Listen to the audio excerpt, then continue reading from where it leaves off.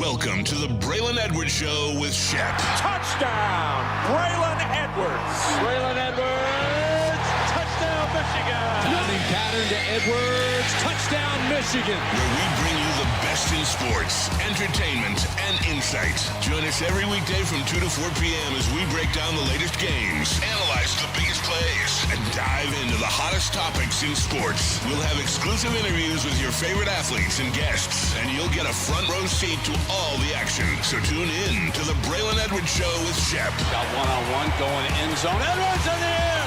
Oh, what a catch by Braylon Edwards.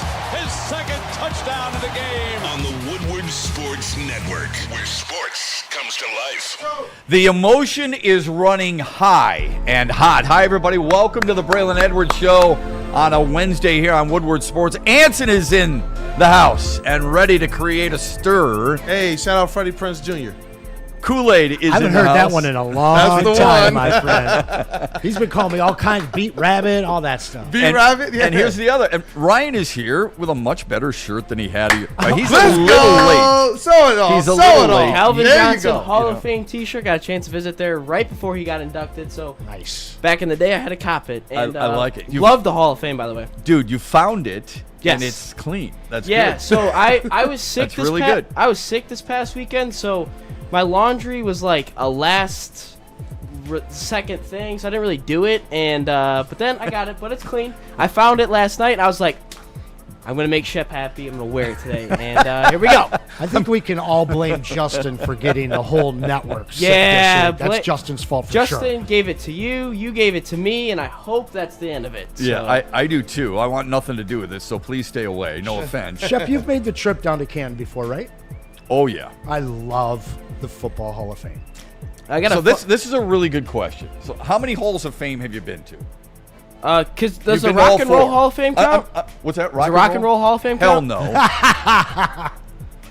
Somebody's no, got to it's- explain to me how some bands who aren't rock agreed. and roll are in, and how some bands that are really good rock and roll aren't. How about we explain how the hell the Hard Rock Hall of Fame is in the Mistake by the Lake? This is Detroit Rock City. So, it should be in Detroit. Thank you. But sorry, Ryan. In fairness to Cleveland, they had the foresight to think Yeah, about it. they needed okay? something. Why don't we do that? True. Okay. True. If- We have the Motown Hall of Fame. Motown yeah, Museum. Motown. Yeah, Hitsville, USA. It's a house. Shout out. Yeah. Shout out. Okay, I agree with you.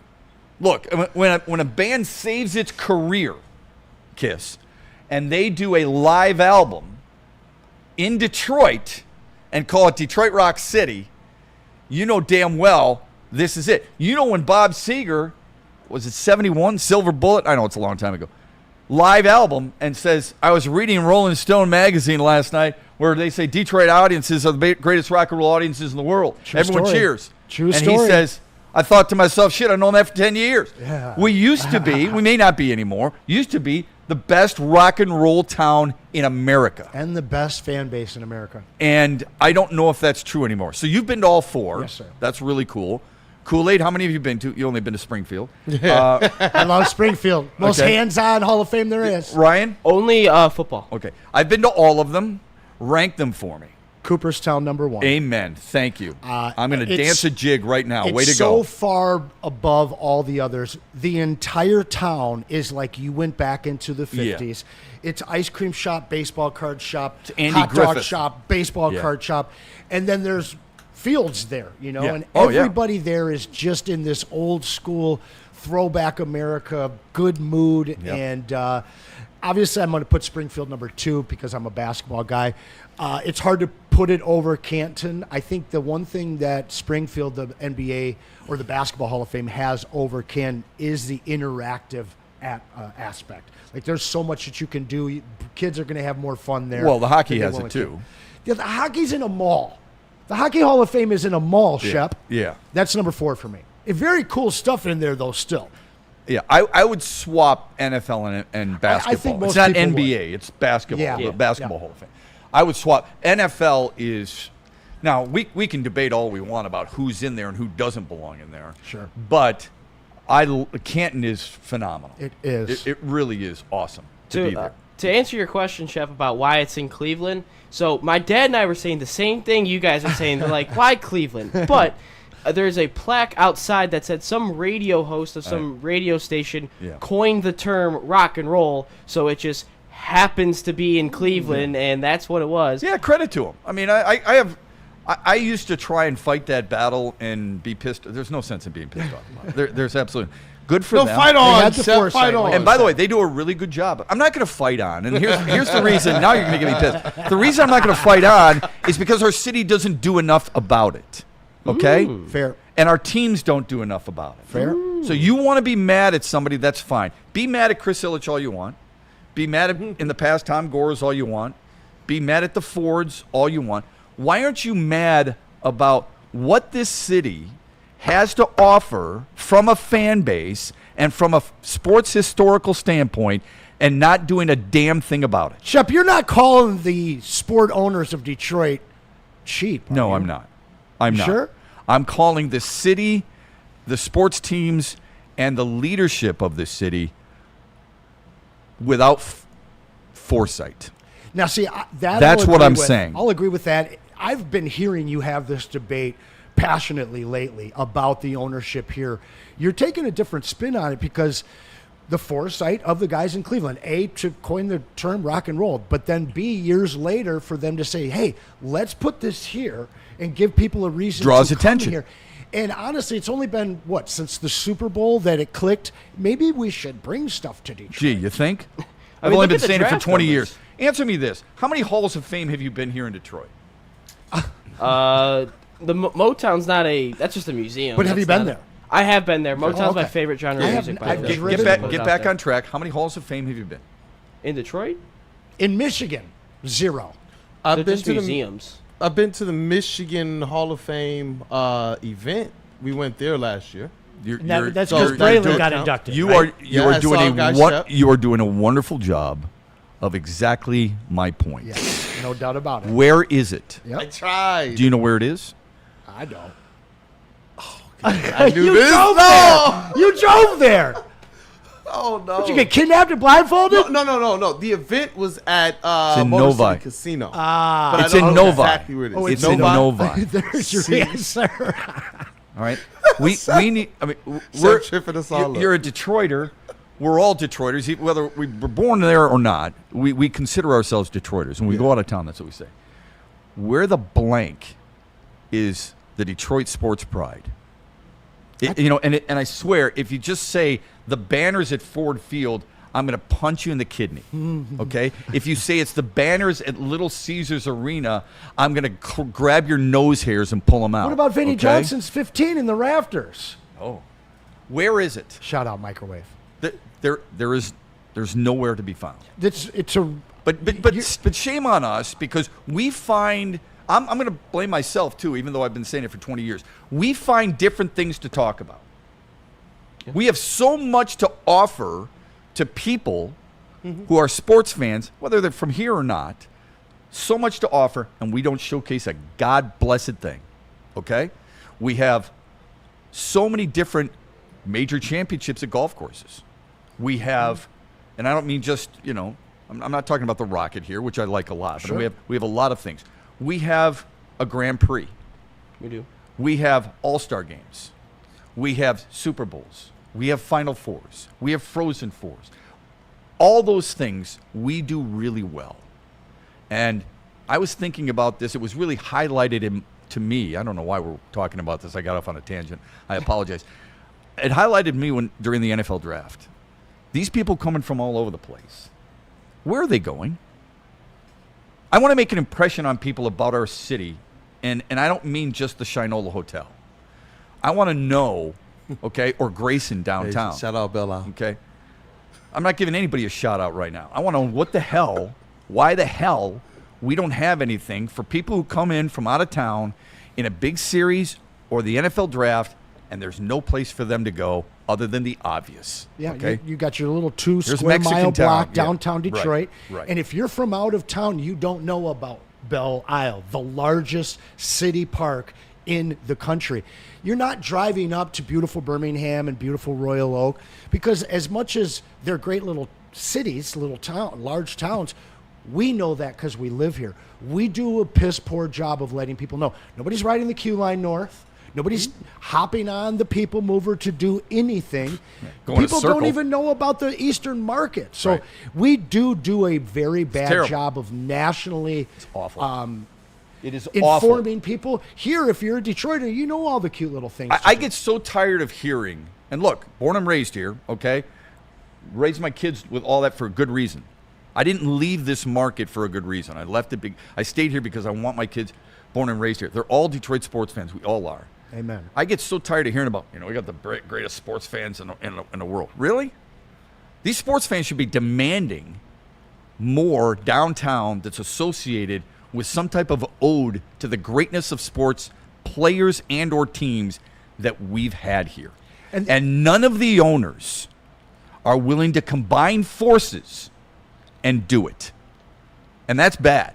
So you can bitch about Chris Ilitch not spending certain kinds of money on certain things, but I'm mad at the owners in general because they haven't given what I think this city deserves and is needed forever. It's never happened.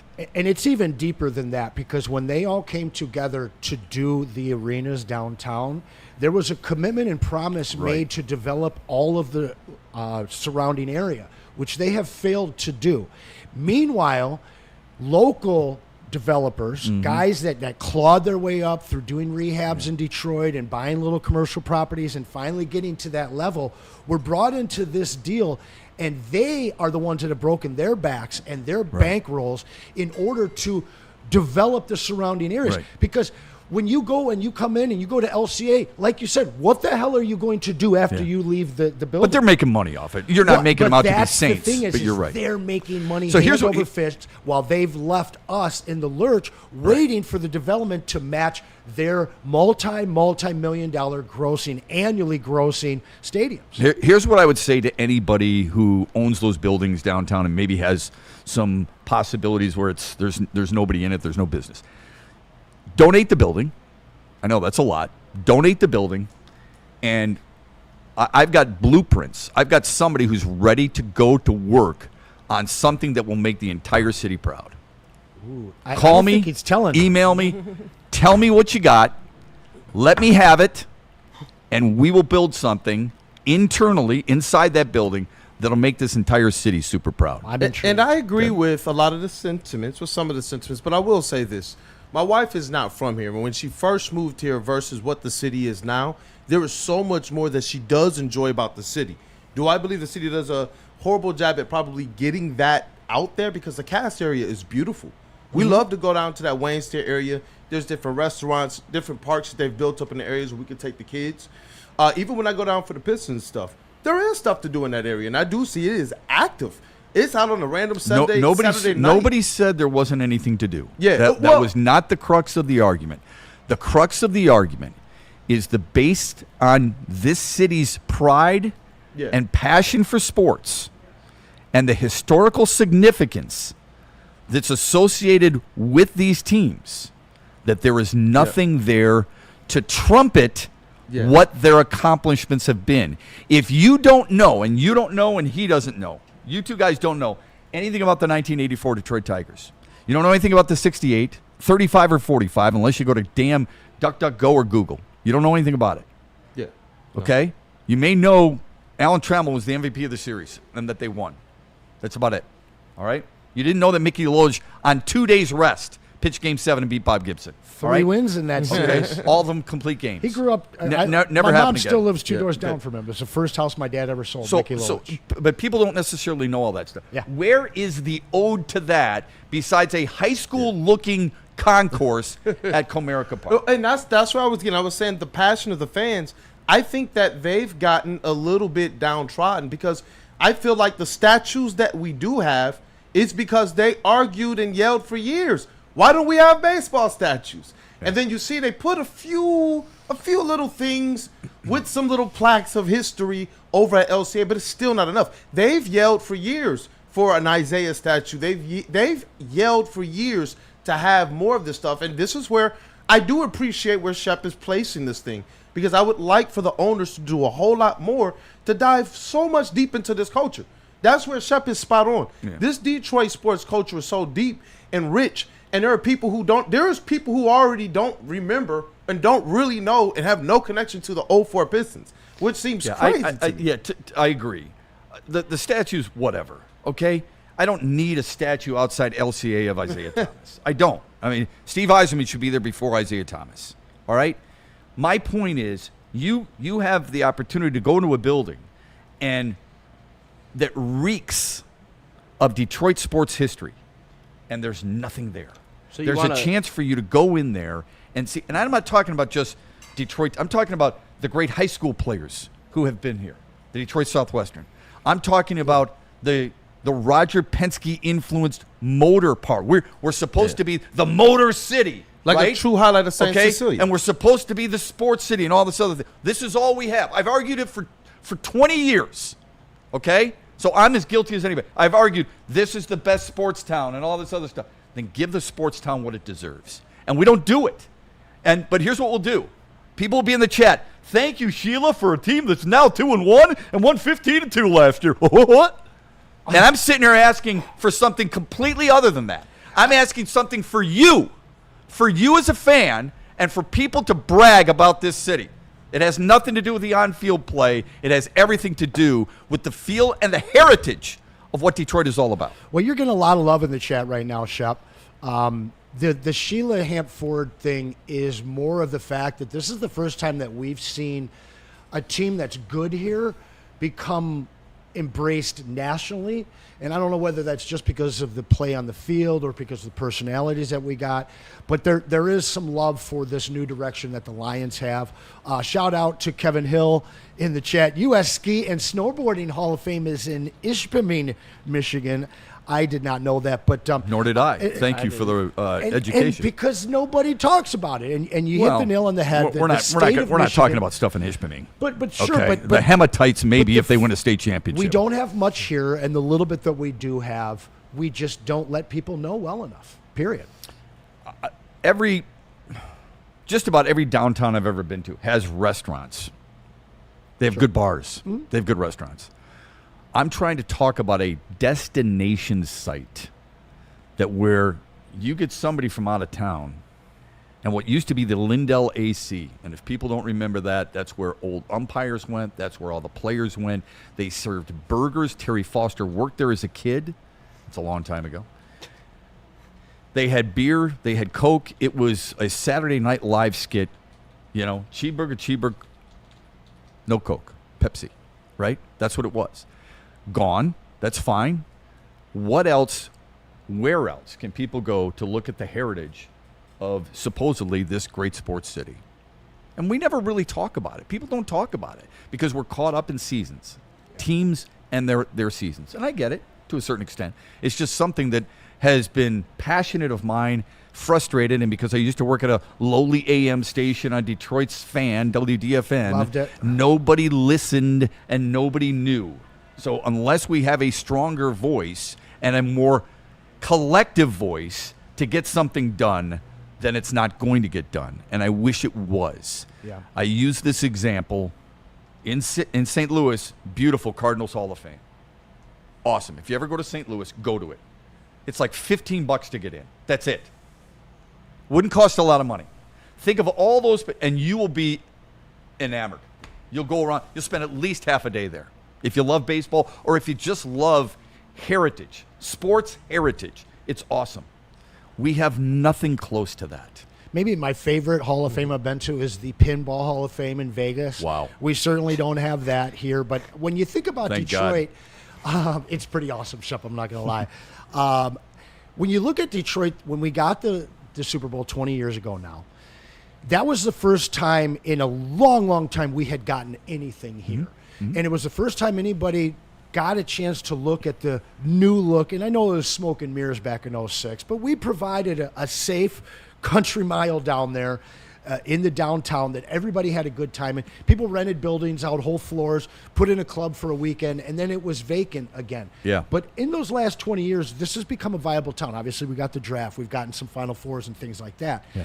But it's just in those 20 years that we as Detroiters feel like we might now deserve these things, which we never felt we deserved. But in those 20 years, our teams have mostly sucked. That shouldn't matter. Well, but it does, and it shouldn't, but it does. And why does Indiana have the football, the College Football Hall of Fame, or the NCAA? I should say. And again, I think that the leadership in those cities have been better than what we had in Detroit up until the last 10 or 15 years.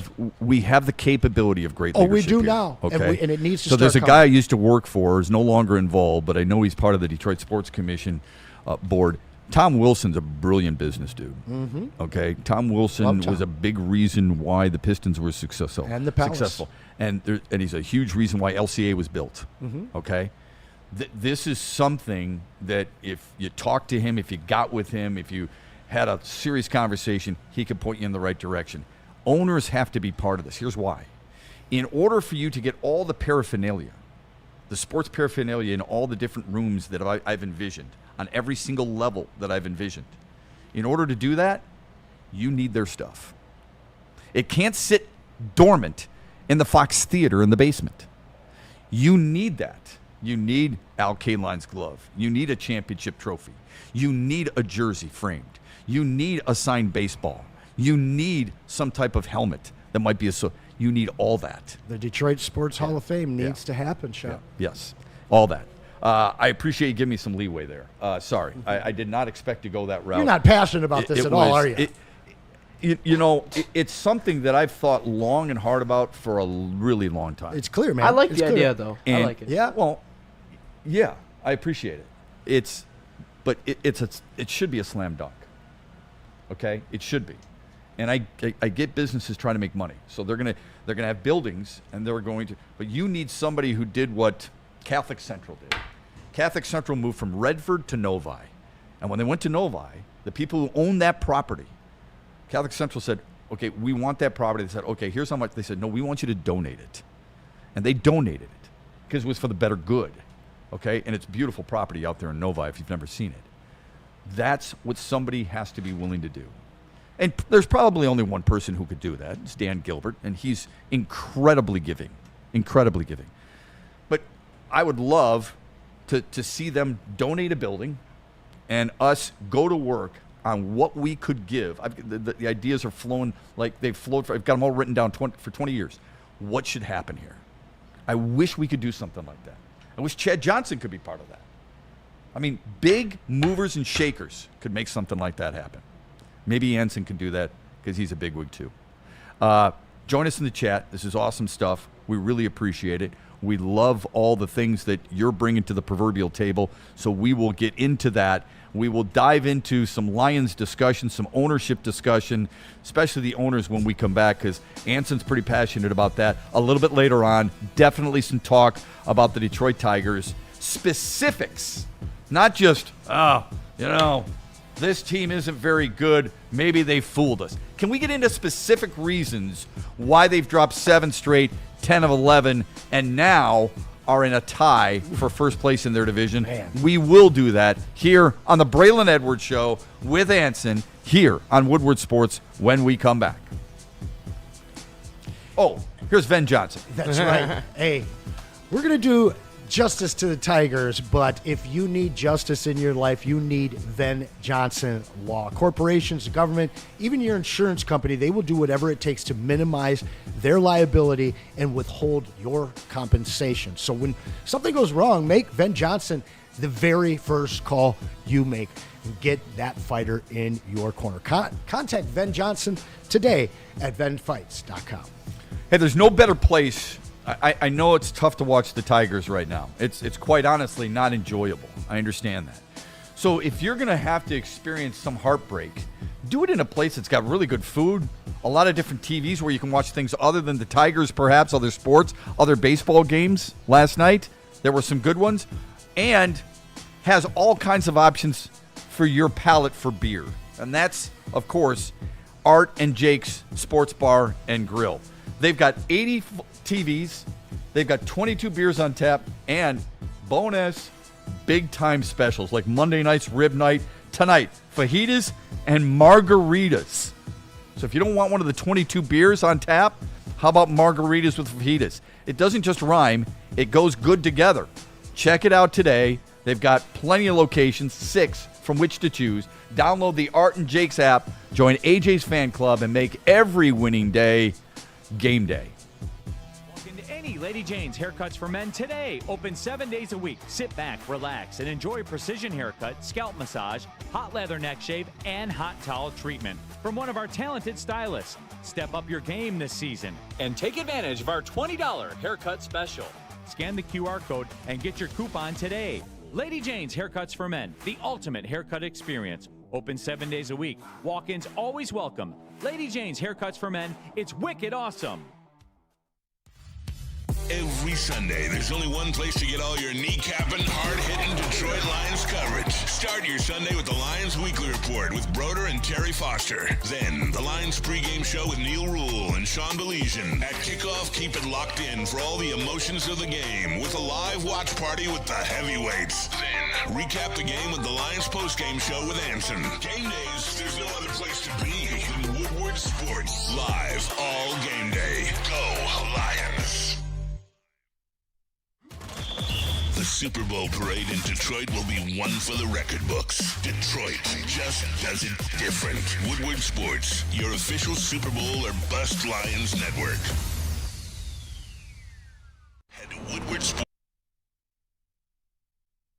Detroit Sports Apparel and exclusive Woodward Sports gear. WoodwardSports.com can get the whole team outfitted. Love the Pistons, Red Wings, and Tigers? We got something for you, too. Shop online at WoodwardSports.com. Hey, Planet Fitness is for everyone, whether you're experienced, whether you're a routine gym goer, or you're a brand new beginner just starting their fitness journey. You're invited to come in and get strong whatever way is right for you. That's right. Do what Braylon's doing. Get yoked. A judgment-free environment where you're free to get strong your way, on your time. Over 2,700 clubs nationwide with 50 in Metro Detroit alone. Access to the Black Card Spa where you can recover with hydro massage and other innovative amenities are available as well. And you can bring a guest free anytime for just $24.99 a month.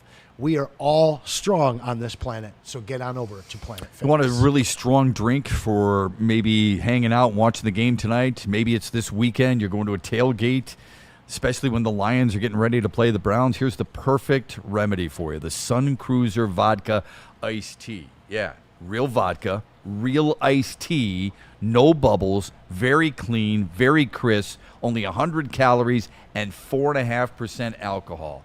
Not only does it sound good, it tastes really good. Mm-hmm. So this season, let the good times cruise with Sun Cruiser Vodka Iced Tea and Woodward Sports, and drink responsibly. And we back. We are back. Sun Cruisers are so good.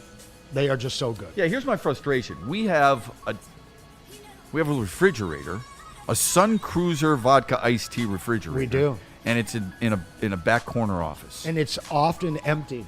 And it should be here. Like, we should be able to get up, open the door, grab a Sun Cruiser, and tell people, see, this is crisp, this is really good tasting, and it doesn't fill you up. 2 to 4 day drinks? That's getting the us goal. in trouble, Shep. Well, hey, and Fridays, it happens quite a bit. They do their bourbon Fridays. What's done off camera stays off camera, right? Welcome back. Braylon Edwards will be back tomorrow. He is watching his son's football game in Ohio. Good for him. We hope that his team is successful, and we hope they're safe as well and enjoy the aside from having to be in Ohio. Yeah. That's a good point. Shaker Heights, I believe, is where he is. Anyway, beautiful day for him to go and attend that, so kudos to him. Glad to have Anson in here. All right, we were talking a little bit about the ownerships. Yes, sir. In this city. And I think there is a bad rap on Detroit's ownerships and a lot of things that we may not know about these Detroit owners. You feel what about Detroit's ownership collectively? I mean, as a group. Me? Yeah. I'm not that pleased right now. I'm a lot happier with the general management of these teams currently in terms of the ownership. How do you decipher the difference between the two? Well, I mean, I think that the Lions get it now.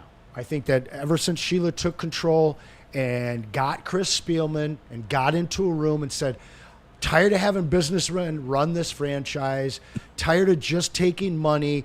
This fan base loves this team, and they deserve a good product. So they went with a former player, Chris Spielman, got the right hires in here, and now we're seeing a team. Well, Dan Campbell is already here. But the management, Brad in terms Holmes. of Brad, Yeah. what Brad is doing is a long-term approach where he's drafting excellent and he's committed to the players that he's developing. And the moment that he perceives a window, he's not all throwing it into the trade basket for that 1 year run. Yeah. He's trying to build this with longevity. I feel that Trajan is following the footsteps of Troy Weaver, who made some mistakes, but also set him up for a great offseason. Had a lot of money, not many contracts, and the guys that were here were good foundational young pieces. And what they have done on the back of Tom Gores finally showing me something as an owner and paying to get rid of the guy he insisted in bringing in Monty Williams, who was the wrong fit, Right. a guy that the general manager didn't even want. That was a mistake. He paid for that mistake. That's the first time I've ever seen Tom Gores do anything that I approve of whatsoever. Well, but in fairness to Tom Gores, he was willing to spend the money to get the guy in the first place. Wrong guy. I don't disagree with that. But at least he was willing to spend the money, because a lot of people don't feel like Detroit owners spend money. He spent more money than anybody in else the wrong did. way, though. He I know. bought his way into that Okay, deal. but he also took himself out of it. He also Yep. paid him off. Yep, and So that's the if- first thing I'll tip my hat to. Yeah. They're on the right course. But before then, the owners that built the bunker suites in the Palace, right after we had traded our main guy, Chauncey Billups, for Mr. Greektown Allen Iverson, and drives up everybody's price of tickets for a bad product. And next thing you know, they go down to a building that barely wants them there. You go into LCA, you don't see any Pistons regalia at all. And Well, that has nothing to do. well, but for me, it does. You know how We- long but- it took but- me to go to a Pistons game Dude, at LCA? 4 or 5 years. But we've had this conversation, and you're wrong. No, I'm not wrong. You are wrong. Because come on, help me out. It matters Nikolai. to me. No, I do. It's- I'm not saying it doesn't matter. I'm saying Yeah. to say there's no Pistons. It's stuff around seven. there There's is ridiculous. 7.5 to 2.5. It's ridiculous. 7.5 Red Wings posters to 2.5 Lions. Maybe 8 to 2. Pistons, you mean, not Yeah, Lions. yeah, sorry. Okay. And so I have an issue. I mean, with all due respect to the Pistons, they're a tenant in the building. Of course, Okay? of course. So that's like us saying, wait a minute, we've got a small studio. Why does Lady Jane's get all But the other? that's on Gores. Come on. If you're going to take that deal, I want equal representation. I didn't move. He didn't have from the leverage. Palace. He didn't have leverage, He dude. had the Palace.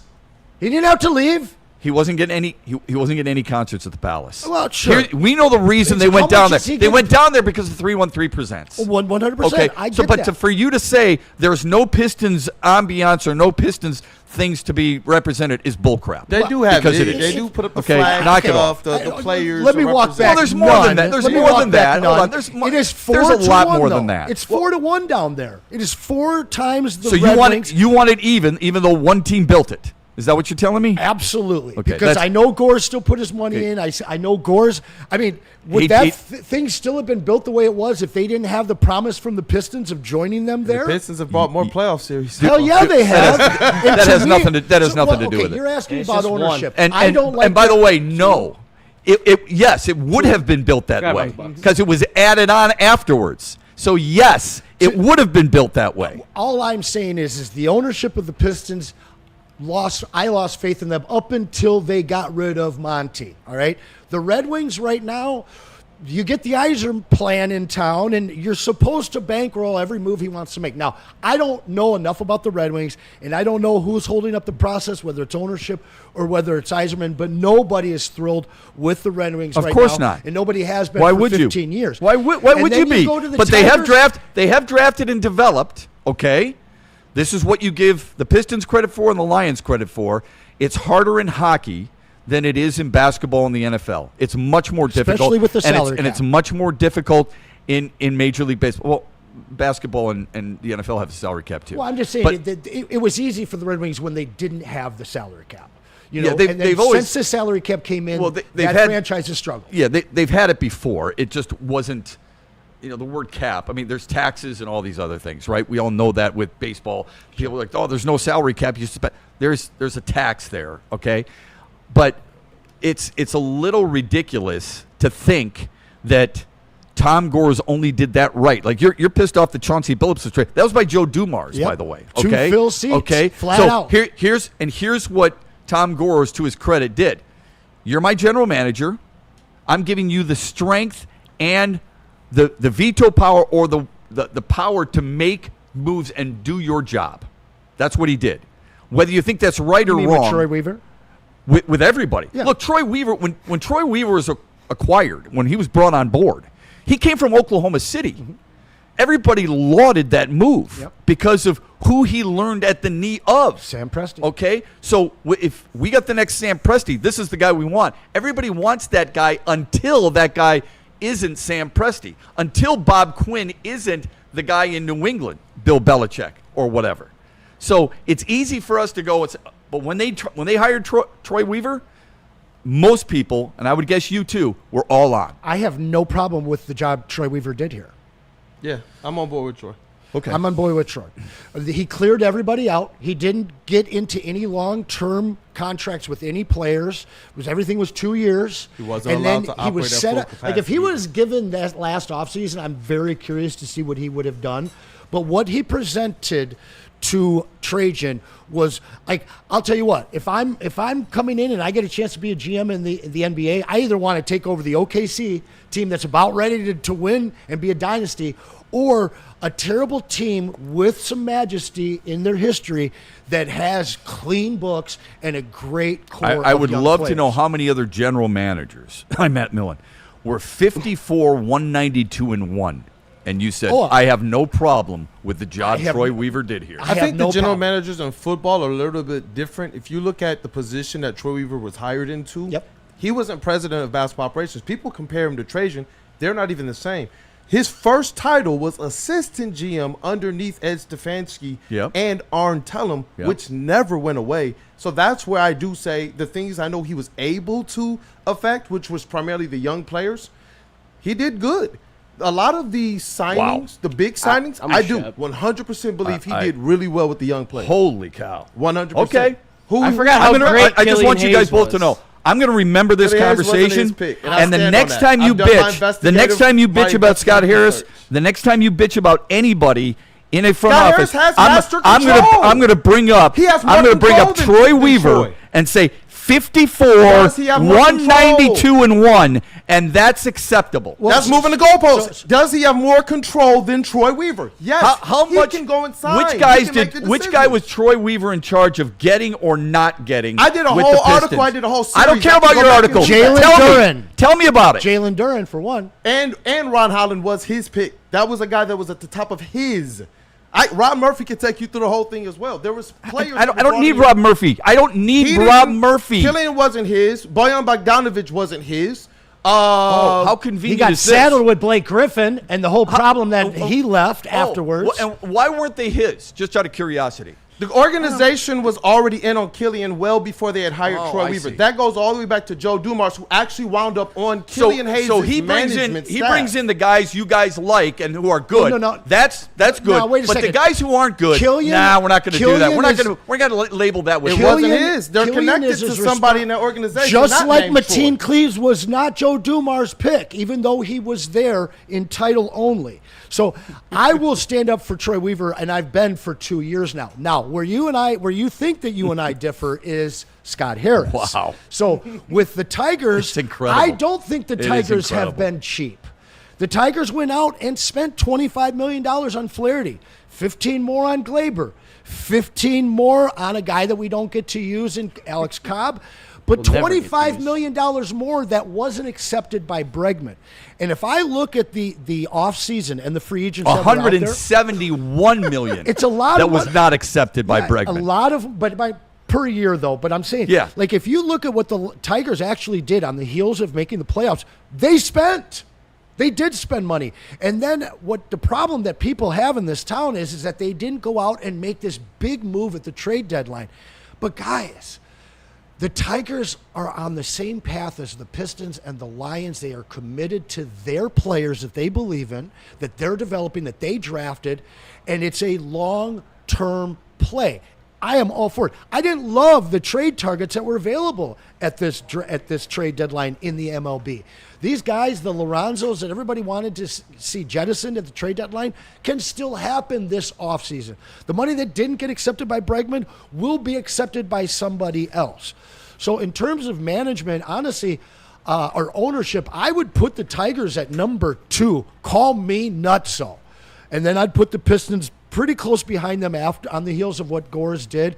And the Red Wings, again, I'm not familiar enough with the Red Wings, but considering that we've got the man that's supposed to get it right here, and we haven't seen the big moves, either whether he didn't decide to do it or whether they didn't give him the money to do it, we haven't seen any of it to take them to the next level. So Red Wings in the bottom for He's me. made moves. They're just the wrong moves. The drafts are good. No doubt about that. The moves are the wrong moves. But they seem committed to their future as well. I just hope that future can get here while Yzerman is still here. Yeah. Because that divorce, that's as messy as Joe Dumars. We haven't seen Sweet Joe, number 4, back in Detroit since he left. And that's terrible. Yeah. I think when you look at the Pistons, or the Tigers, I should say, and they're 14th in spending, I think it's okay to expect more. I think it's all right to say, Eighth look, richest this, owner, and right? I don't mean financially. But eighth okay? richest owner, correct? I think that's correct. Whatever. I don't know how dummy much money these at that guys. time. It doesn't matter to me. It matters to me how much he's spending on his organization. That's all that really truly matters to me. Where he ranks among owners, I care about the product that they're putting on the field. First. And I think there is a little bit of a misnomer thinking that Chris Ilitch is standing in the way of Scott Harris. Now, I don't know this for a fact, but if he's willing to spend on certain players, like you just brought up, use the examples, I want to know the example of him not willing to spend. And there's just a belief that Scott Harris can't spend, Steve Yzerman can't spend. I would like to know the proof of that, because I think they're doing exactly what the Pistons used to do, and that is spend improperly. Or what the Red Wings are doing now, spend on players that aren't good enough to be demanding that contract. That's all. You think fans here are more critical of Chris Ilitch because of his father, Yes. who was willing eventually after the 90s to open up the checkbook for the Tigers? 100%, and because he made the mistake, or Scott Harris made the mistake, of saying, we will spend when the time is ready. And that begs what? Every fan to go, okay. Well, when's ready? Can you explain to me when is ready? Yeah. Can you explain to me how much you're going to spend? Those are ill-advised comments that come back to haunt you. It's no dissimilar than Riley Green saying nobody cares about strikeouts. When Riley Green strikes out 3 times, and Spencer Torkelson and Kerry Carpenter and Gleyber Torres strike out 3 times in a game, then everybody goes, do they matter to you now? They're empty at bats. Apparently, Riley Green doesn't care about his strikeouts either. No, he does That was not. tough. I care. Mark. That's what I just said. That's what I just said. care. He said he doesn't care. Yeah. I care because I'd rather, at least if you put the ball in play, and this is what led to Detroit's early season success, at least if you put the ball in play, the other team may boot it. That's right. Look at what happened last night in the 6th inning. There are whether it's bunting or an infield single, you put the ball in play, you're not striking out. It's not an empty at bat. You make them field the ball. I don't know why that's so hard to believe. So I said at the time, that's going to come back and haunt Riley, and that will continue to haunt him. Probably Certain for things his that are- whole career, unless he can get those strikeouts. In Detroit, they will. Yeah. I got a question. I've been seeing Rando and Kool-Aid go back and forth in the chat. Who is the cornerstone franchise of Detroit? Because I heard him saying the Pistons and the Red Wings could fill your Hall of Fame on their own. Obviously the Tigers are the oldest franchise here. Lions with the least success in the last 75 years. Who would you call the cornerstone franchise of your Hall of Fame of Detroit as it is now? You saying historically? No, I'm saying right now. Who would people go to that Hall of Fame? What would they go there to see? Because it's not like we've got a Lombardi trophy to put up. I mean, we got one jersey that's retired, number 20, for like 7 guys. Well, obviously that's not true. No, I know. I'm being Joe a Schmidt. little much. You're in that Brian Gutekunst energy. You don't care about these division titles. I'm not sure what you're asking. Well, I mean, the question they were going back and forth. He had said that your Hall of Fame that you're talking about could be filled just on the backs of the Pistons and the Red Wings. And I guess while we're looking and we're talking about a city that is underrepresented with things to do in regard to our teams here outside of going to a game. So you're bringing it back to where we started the conversation. Well, but it also comes down to the money aspect as well. Who is the cornerstone? Who has spent the money? Because to me, right now, I think the best stuff that we would have to show off would be from the Red Wings. And the Red Wings were spending money when there, quote unquote, wasn't a cap. So since that cap was put on, they and the Rangers were the highest paying teams. Yep. But I mean, at this point, like, who is it that is supposed to lead the charge with these teams? Who is it that's supposed to be spending the most? Who is it that's brought back the most to this community? And I think that's kind of, as much as we love our teams and we know that we deserve more here in Detroit, in the last 20 years, there's just not much to represent. And from a team standpoint, perhaps. From an individual standpoint, yeah, sure. There's plenty to represent. There's representatives, sure, but we're talking about these owners that are spending money or not spending money. And unfortunately for this century, outside of the Red Wings and the Pistons in the beginning, there's just nothing to hang your hat on. Yeah. And it's kind of hard to feel inspired as an owner to where you spend that money. I'm guessing, but we're seeing the Lions being willing to spend that money to go out and, put these big extensions on their guys. I'm just hoping that we see the other owners of all three ball clubs follow suit, which your boy Tom Gores started that with Cade Cunningham.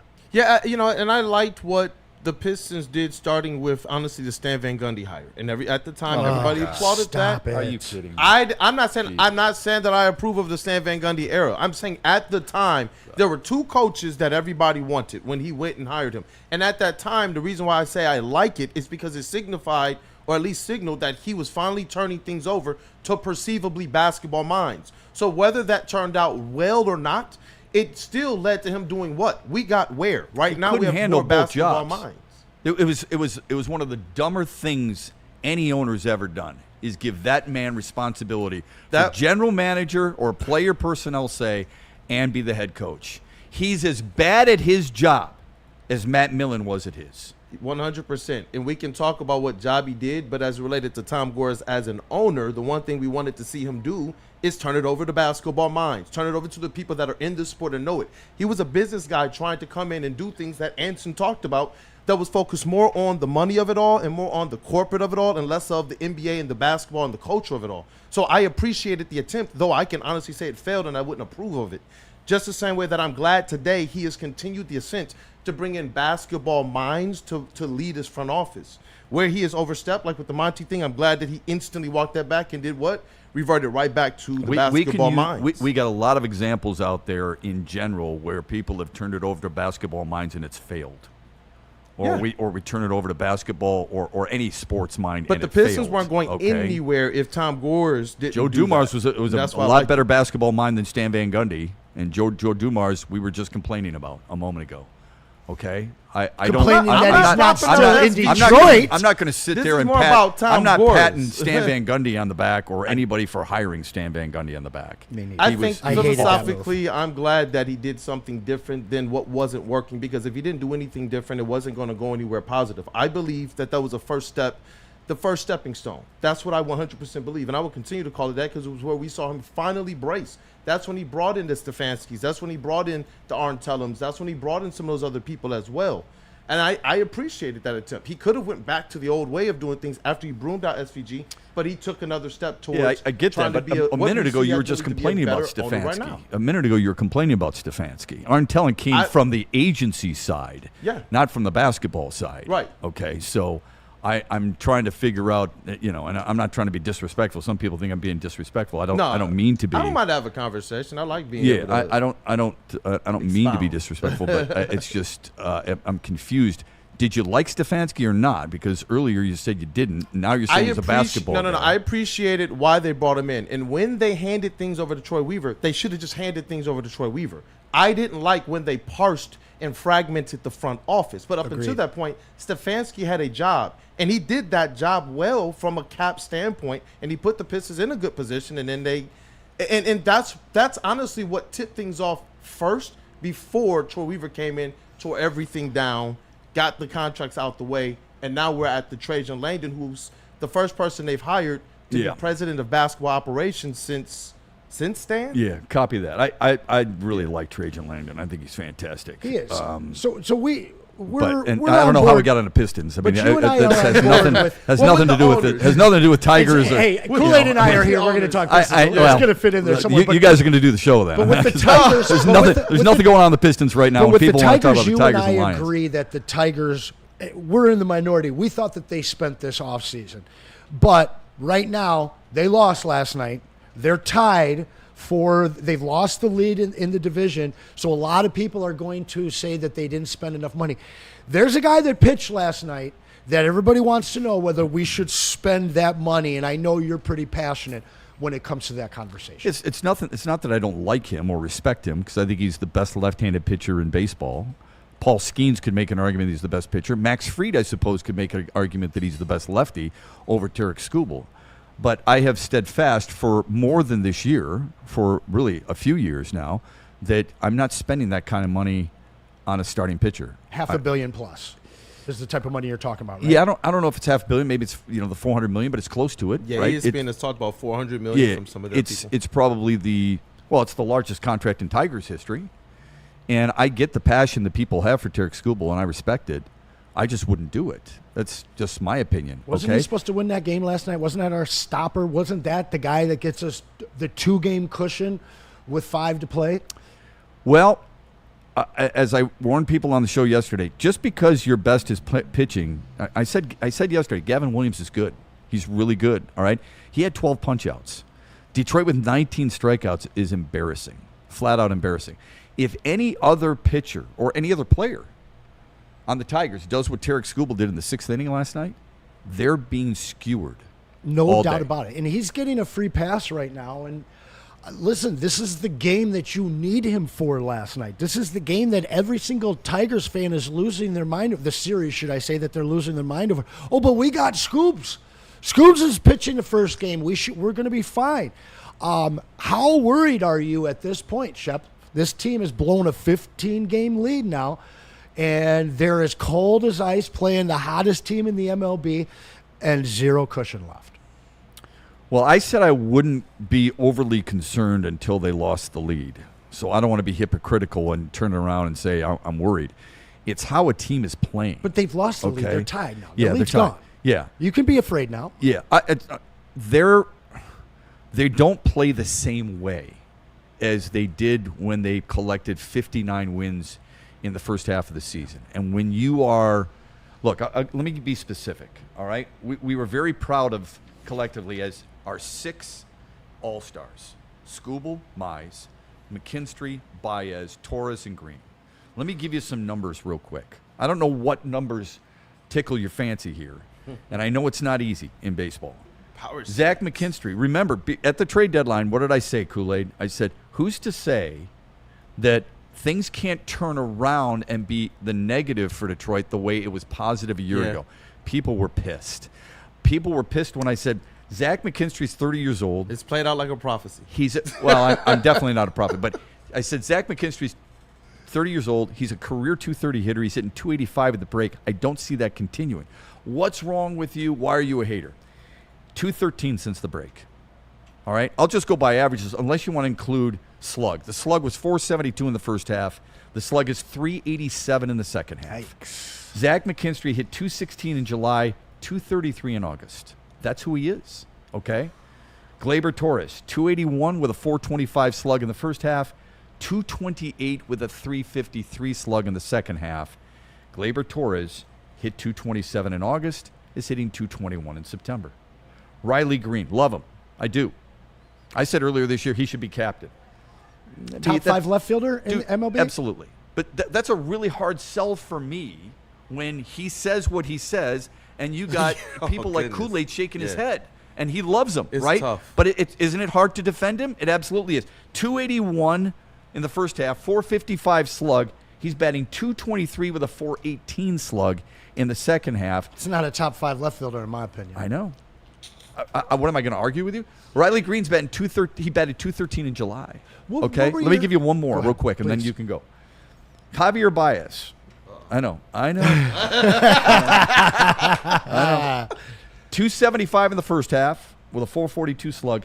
205 in the second half with a .288 slug. That's the Javi I know. Dude, that dude batted 180 in July. He's batting 111. That's the Javi we know. That's the Javi we know. Batting 111 in September. Jeez. It is painful to watch. Who are they? Are those? And I'm just bringing up All-Stars. Maybe it's not fair. Okay. 111. I know. Cole Keith being hurt. And before you go on Spencer Torkelson's rant like KG did I said Torkelson hit 234 in the first half. He's hitting 252 in the second half. Okay. But when you have a collective team that is this poor and they're all going south at the same time, you can't recover because you have 26 guys from which to choose, and you just can't change your lineup that drastically. What's Glaber hitting? Is anybody even hitting 280 on the year? How the hell do you get to the playoffs with nobody over 275? I need to know where you were with this team the beginning of the season. I thought that this team at best would be fighting for a wild card spot. Oh, I thought they'd win the division and reach I did the not. ALCS. I did not. And last year, the excitement over the team to start, they gave me exactly what I thought they were going to be. Yeah. Until the last month. I was very impressed with what they did. Yep. And I felt that ownership went and chased that success and tried to sign guys to continue that momentum and make them a better team. Yeah. But I still didn't think they were a division champion. I still didn't think it at halfway through the season. I'm like, Who'd you think was better?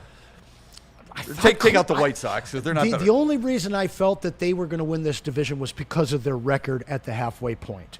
At no point can I look at the Tigers roster on paper and say that this is one of the best teams in the American League. So hats off to the skipper. But that's not what you said, the division. Yeah, no, I'm talking about the division. When you say a wild card, that means you're not winning your division. Correct. Okay, so my question to you was, who do you think was better? Cleveland. At the start of the season, absolutely Cleveland.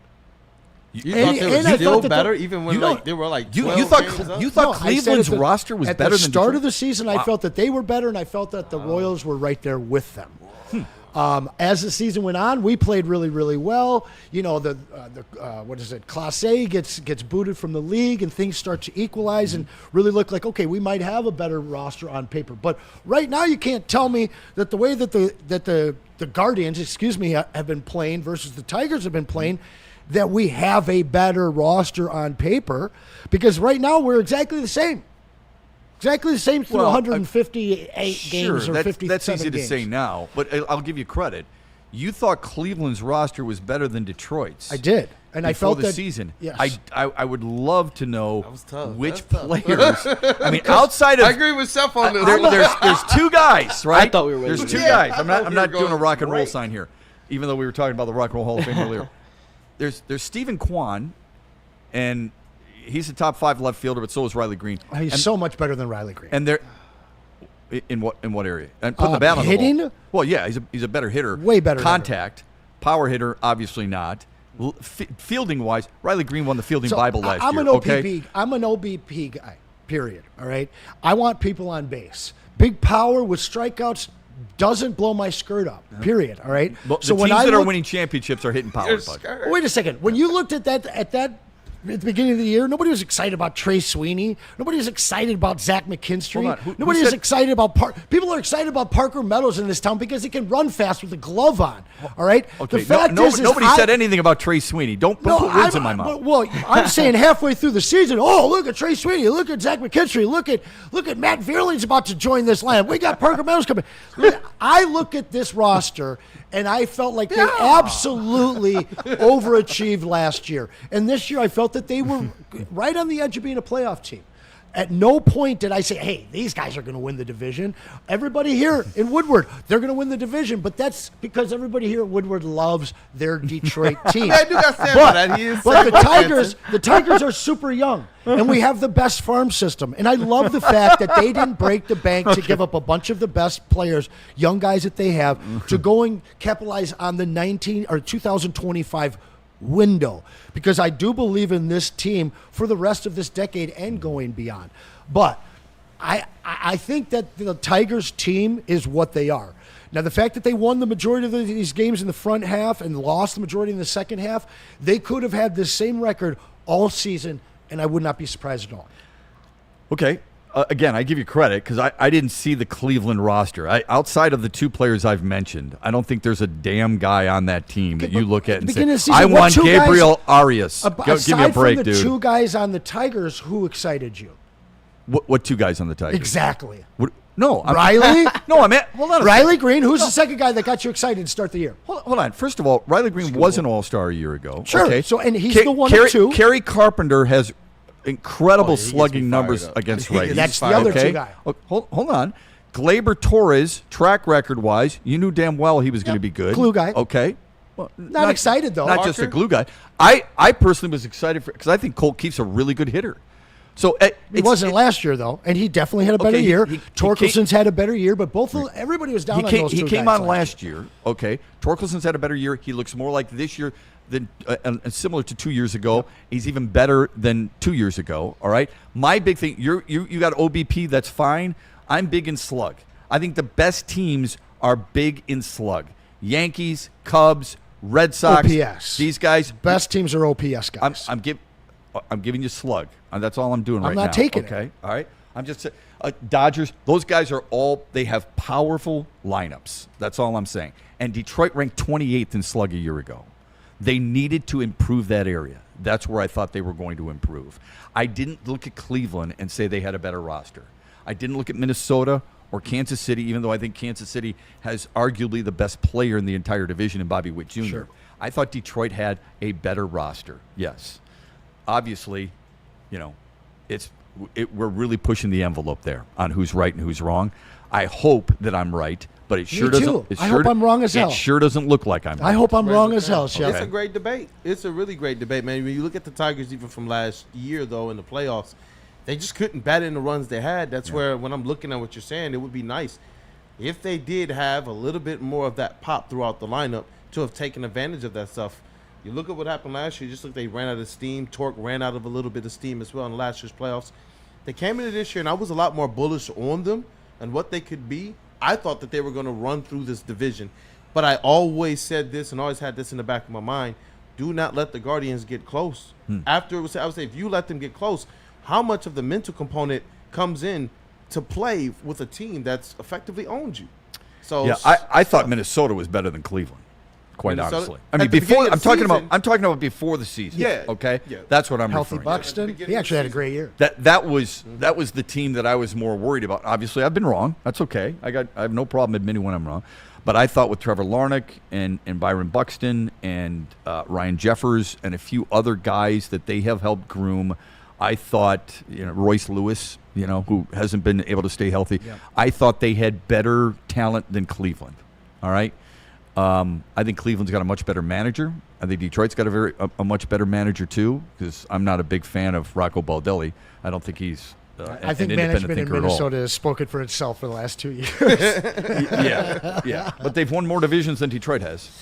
Man, I'll still remember Okay. driving home from the 87 Game 5, listening to Kent Herbeck's arrogant ass on whatever talk show radio there was that. I hate the Twinkies. Yeah. Hate them. But like I said, in this short period of time, they've won more Oh, yeah. than the Tigers No doubt. from a division title standpoint, and that hurts. Okay, that hurts all of us. That hurts. Yeah. We are the pride of this division going forward. I mean, can we call him McGonigal for tonight's game? Because he'd help. And I know that they don't want to start his timer. They don't want to start the clock yet. But the fact is, I don't think that matters at this time of the and year. it shouldn't. You're And not, the fact, you're not a farm systemer, are you? I love prospects in every single sport. But honestly, if Tiger fans feel that they didn't spend enough, now's your time to spend. Start that clock. Why do we think, and that's a common theme, and look, I'm not going to totally disregard it. Why do we think Kevin McGonigal fixes everything when he's a double-A player? His success at every level that I've been watching gives me hope that he could come up and actually have a nice flash month before people get the understanding of him and what his tendencies are. But he's a guy that would, if he was successful at this level, would be the highest BA on the team. Like immediately, I feel like he would be on base the most. If he were successful, of course, if he were successful. Well, of course, but I'm saying his style of play, whether it's Vinny P when he came up, his style of play continued, and he was an OBP guy. He got on base, and this is a similar guy that what he's shown through low A, high A, double A, and he hasn't let up at any level. If that, even a lower level of play were to be, what we saw on his call up, I still think he'd have probably the best on base percentage aside from maybe Glaber. I think he'd be right there with him. And that's what this offense has needed. You can't even get to the power bat because guys are, guys aren't getting on base. I agree with you. Yeah, look, I mean, I'm with you on that. 1 for 6 with runners in scoring position. What was it, 2 for 14 the other day, something like that. Wow. I hesitate to say this guy would make a difference. Now, and the reason I say that is Harry Ford was called up by Seattle. He had success at every level. Has he made a difference for Seattle? Well, let's not talk about catchers. Well, I'm just telling you. Because catchers are a whole different story, though. What's Carter Jensen done? There's another catcher for Kansas City. How about who's the kid who got called up for Cleveland? Came in as a pinch hitter yesterday. Valera. George? Okay? Yeah. So he was pretty highly regarded, but that was a year ago. Okay, still highly regarded. What's the impact there in 20-plus games? I think I would rather see him, to your point, I would rather see him than calling up Justin Henry Malloy. I'd rather see him than calling up Jace Young. What's wrong with Detroit promoting their top prospect and the best hitting prospect in all of baseball? Here's what's preventing them. You got to put him on the 40-man. Detroit's biggest problem over the last 10 years is they have treated their 40-man roster like, oh, my God, if we lose Ronnie Rodriguez, somebody's going to come in and scoop him up. Yeah. And it makes no sense to me. The other thing for McGonigal, to me, he might be a plug-and-play at shortstop, which has been a problem defensively for the Tigers this year. I don't know how good he is defensively. I don't either. Yeah. I'm not sure. So I hesitate to go that far. I think, first of all, he's something new that we haven't seen. With a 70-grade hit to him, man. And second of all, he's considered the best hitting prospect in baseball. What is this team lacking right now?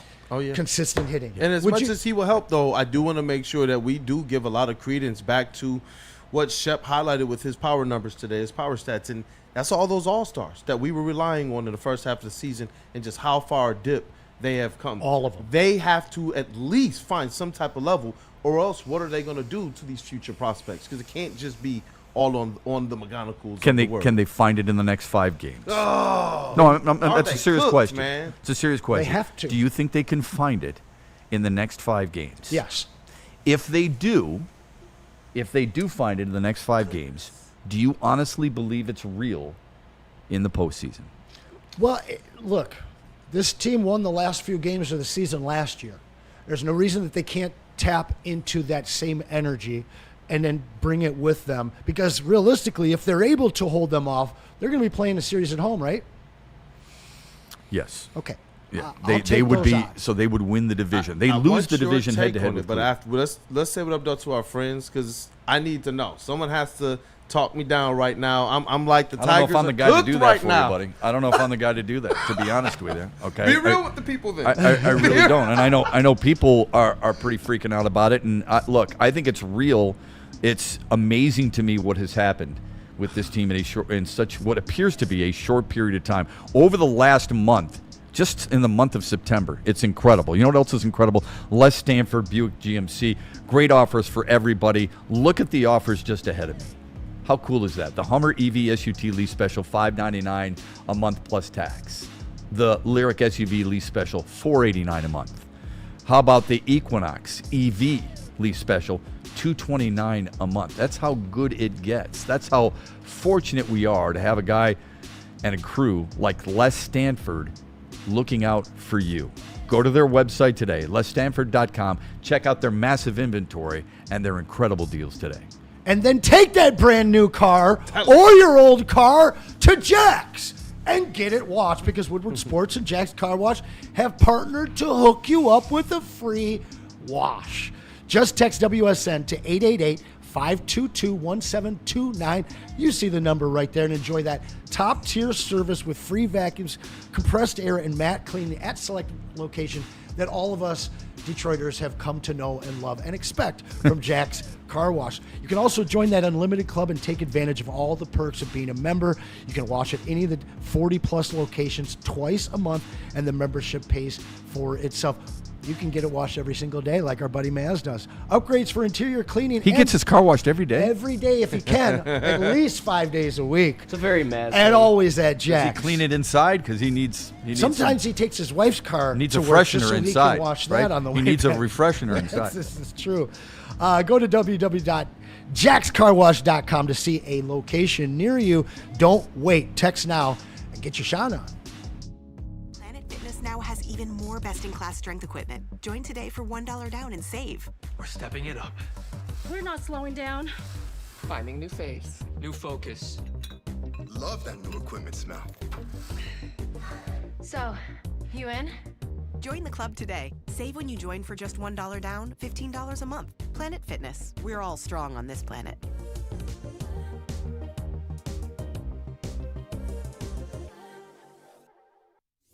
Big injuries, big news. Twice a week, Dr. Jeff Pierce from Michigan Sports and Spine joins Woodward Sports Network for the Injury Insider Report. Big D Energy Tuesdays at noon. Braylon Edwards and Shep Thursdays at 3:30. Get expert analysis and in-depth breakdowns on the latest sports injuries from the man trusted by top athletes in the community, like D-Mac.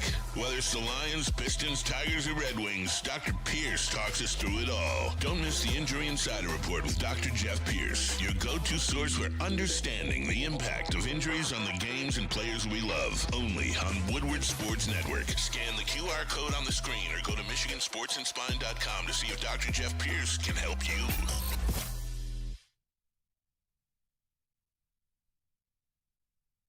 You know how some things are so good they should be world famous, but they're not?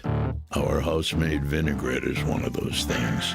And the antipasto salad, we drizzle it over. Same with our hand-battered chicken tenders. Original recipe soups and pasta sauces. It's almost as if our original, world-famous Detroit-style pizza is mocking them. And that's not very nice.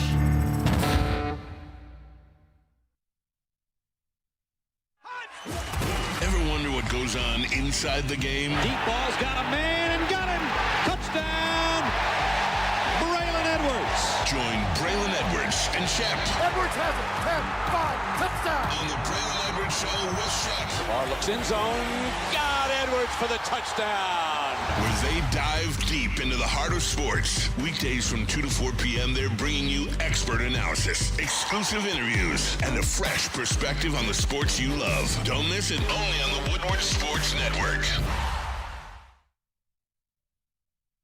Hunting season is almost here, Detroit, and your Lions are on the prowl. Make sure you're locked into Woodward Sports for all the Dan Campbell reactions, Jared Goff touchdowns, Amon-Ra first downs, Penny pancakes, Kirby picks, Gibbs big plays, and of course, Jack Fox's leg. Stay locked in on all your Lions coverage right here on Detroit's #1 sports network, Woodward Sports. Why do we fight? We fight to protect the innocent, to hold the powerful accountable, to bring the oppressors to justice. Why do we fight? We fight to secure and preserve our civil liberties, to get each and every one of our clients the justice they deserve, and to make the lives of real people just like you whole again. ThenFights.com.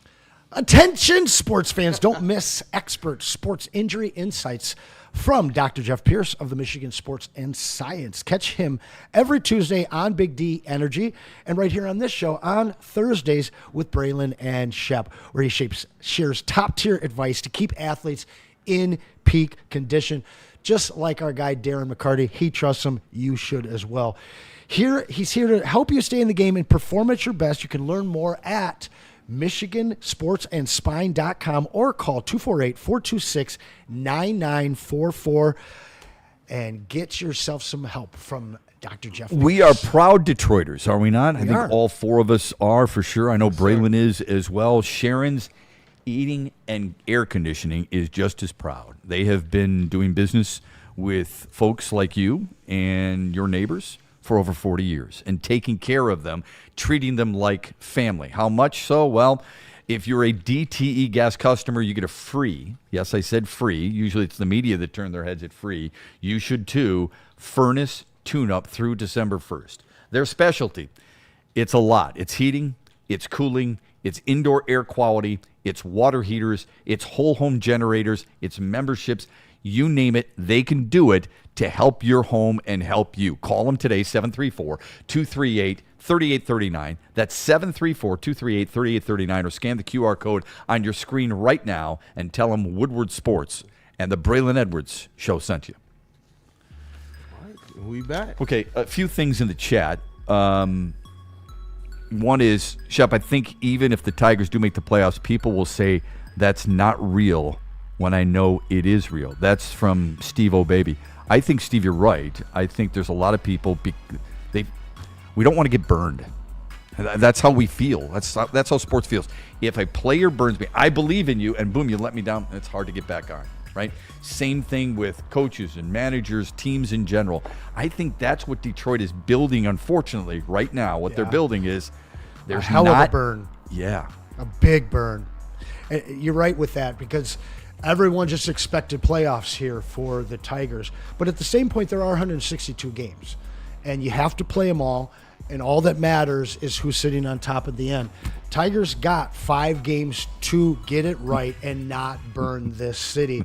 I have faith. They did it last year. There's no reason they can't tap back into it again this year. This is absolute. Mike G says, I do believe in the Tigers.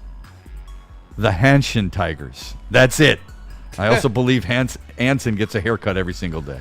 I've always changed my hair a lot. I got paid for this one, though. $500 for this one. First time in... What?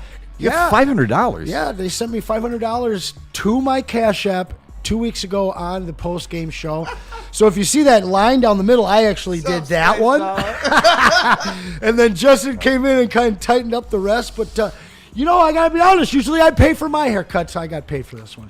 People have too much disposable income. Rodney Smiley says that, do you guys remember last year Baltimore has some of the hottest prospects in baseball playing on a team, and look at what happened. It's a great example. Example. Orioles were supposed to be the class this year.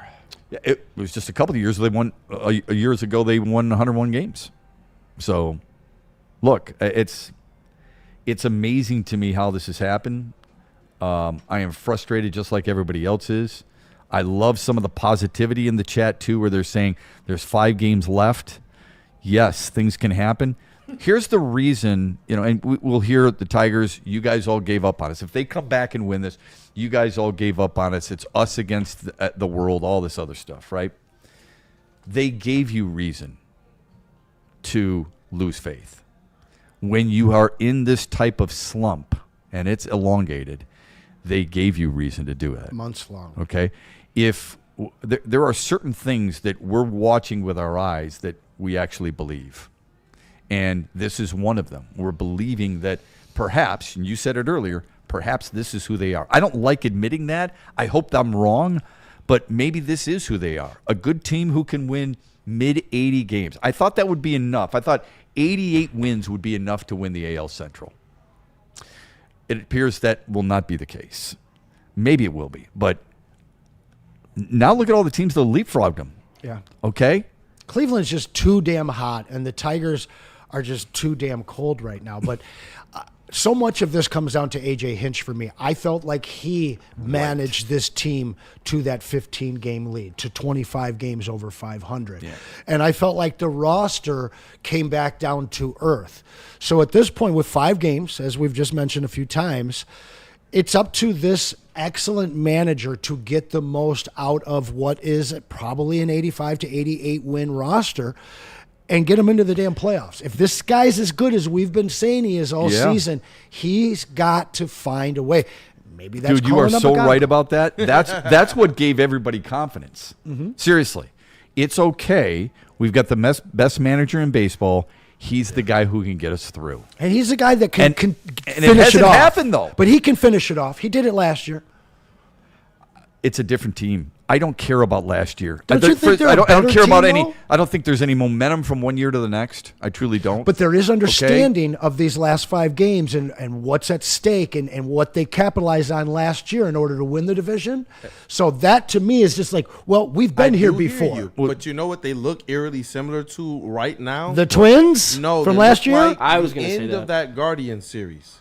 Where you could tell they were out of steam, and you knew this. I don't see how they're going to be able to turn this around because they were out of steam. They kind of look like the 15. That's a pretty good example right there. They kind of look like the 15-2 Lions that were completely focused on being the best regular season team and winning as many games and getting that number 1 seed. And then between health and energy, they just ran out of gas. And are the Tigers? Are they out of gas, man? Well, don't you think? Last year, Detroit finished, whatever, was it 5.5 or 6 games behind Cleveland in the division?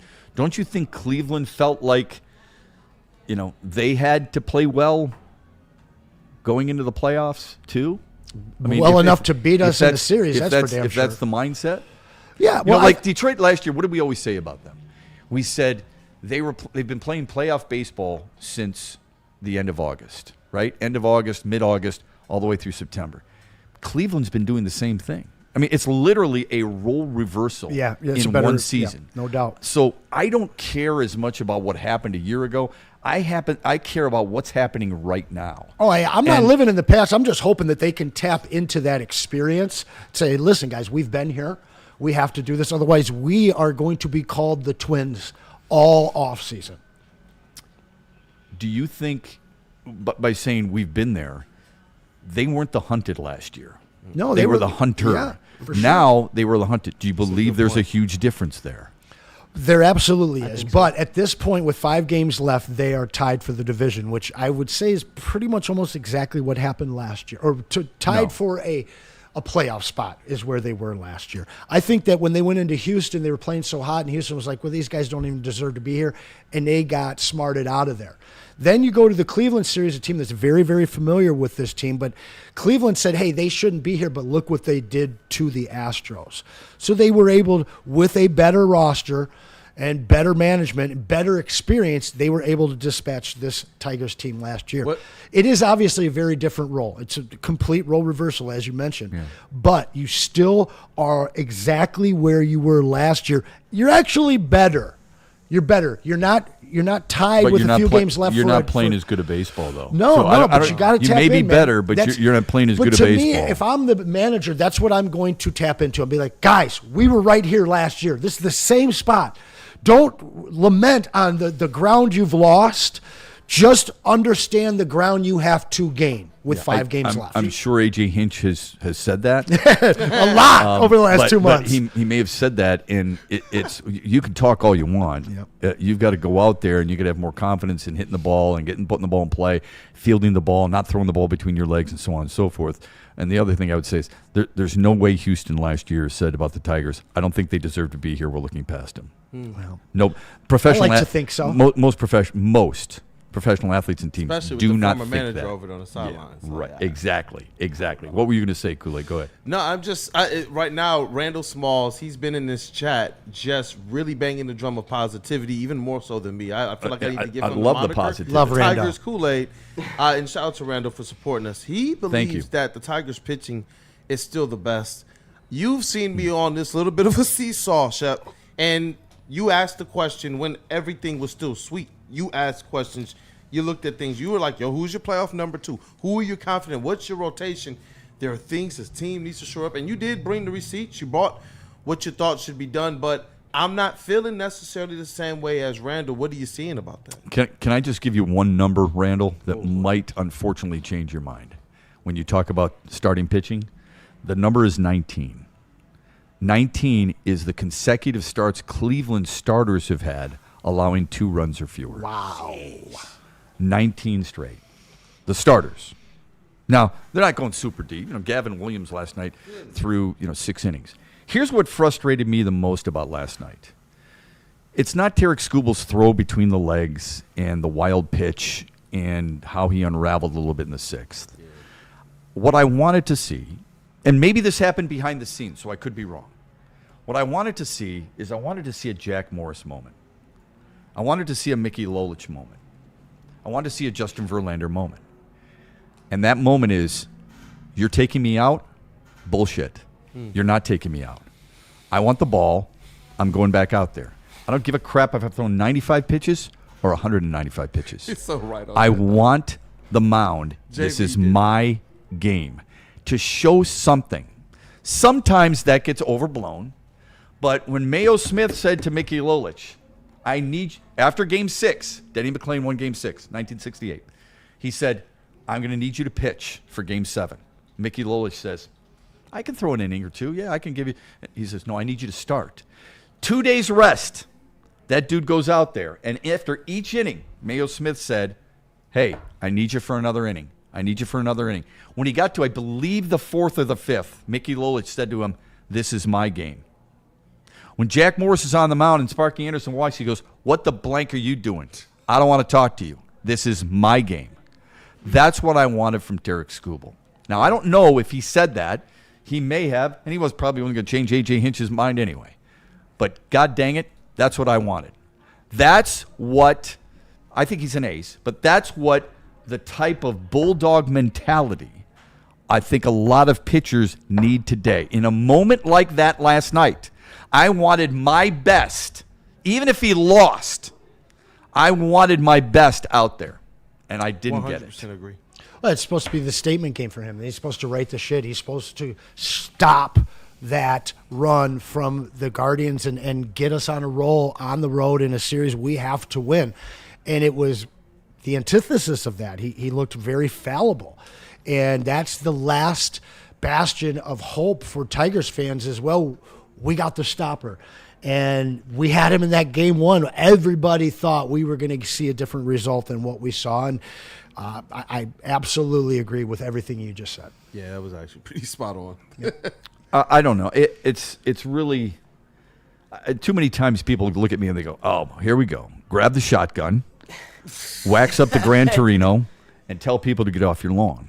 But there are certain times when that mindset, even though it may not work for today's day and age athletes, but there are certain times where it does. Last night was one of those. I wanted that moment. Yep. The guys who want the ball, the Bulldogs, whatever, the Kurt Schillings of the past, the Steve Carltons of the past, the Bob Gibsons of the past, they tell the manager, by the way, I know I'm at 95 pitches. I'm going back out there, okay? I've got good stuff. I let something affect me in the 6th. I'm going to put it behind me. If I expect Terrion Arnold to be tough enough mentally to forget about the PI, forget about the touchdown, and forget about the quarterback completion percentage against him, why can't I expect that from a Triple Crown winner of a year ago in a different sport? Forget about what happened, take the ball, and say, I've got the 7th. Guys, get me another run or two, and I'll win this ball game for you. We're looking for any Tiger to do that with the bat or his arm. That's fair. And no one's done it for 2 months. That's a bar. Yeah. And you know what? I'm sitting here looking in the chat. Just a fan, he addresses this to you, Shep. Says, Shep, that was a different time. Pitchers had 2 pitches sometimes, 3, not 5 or 6. Very rarely do pitchers throw a complete game today. But to put this thing in the context that Anson is saying, there's 5 games left. If you want to save him the whole entire season, fine. But when you're talking about right now when you know you need one, this is where I appreciate your fire on this, bro. They're right. It is a different time. Well aware of that. I'm not asking for a complete game. That's not what I said. What I wanted was someone to go back out there in the 7th. I wanted someone to say, you know what? Follow me. And I don't think that's too much to ask. No one's done that on this team for a while. I was just about to ask the question. Who do you think this Tigers team leader is? Outside of A.J. Hinch as a manager, who is this team's leader? That's a great question. I have no answer for that. I think it's a great question. That's a great question. I do. Goodness, Ron. I mean, there's a part of me that would say Riley Green. Look, whatever answer I give you, you're going to snicker and say, that's a joke. Okay? Okay? That's the point. I could easily see a guy like moving forward, a guy like Dylan Dingler. I could. I would say Riley Green's probably the closest thing to it. So would you say the Tigers are lacking leadership? On the field, that's for damn sure. On the field? Is that would we agree on that? Ryan, you've got some really good questions right now. Yeah. That's never been brought up. I haven't heard that brought up anywhere. It's a great question. Is the leader, quote unquote, can he get you out of this type of bind that you're in? He's supposed to. You don't. Do you?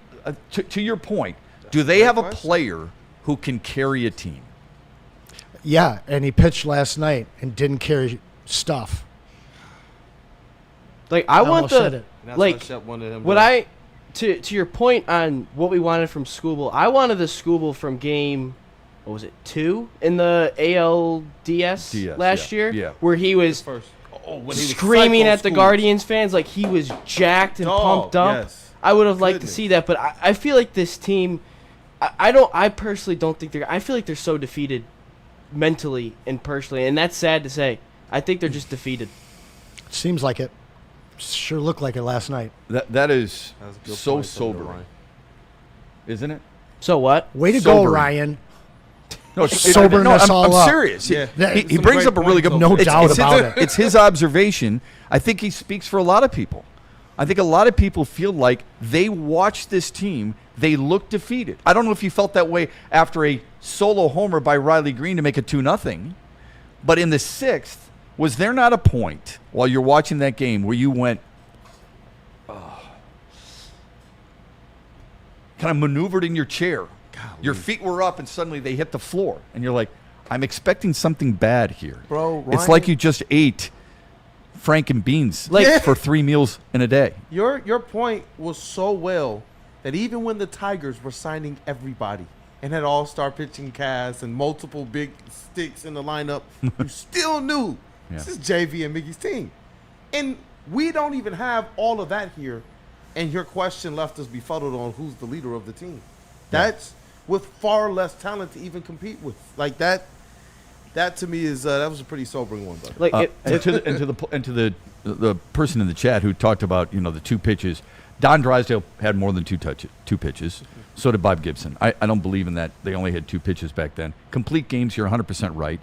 Do you know who leads baseball in complete games? There's a couple of guys. Tanner Bybee is one of them. He's pitching tonight for Cleveland. He's got 2 complete games. Yeah, one against me in the playoffs. So I completely understand where you're coming from. Again, I'll reiterate, I wasn't asking for Tarek Skubal to throw a complete game. I wanted him back out there.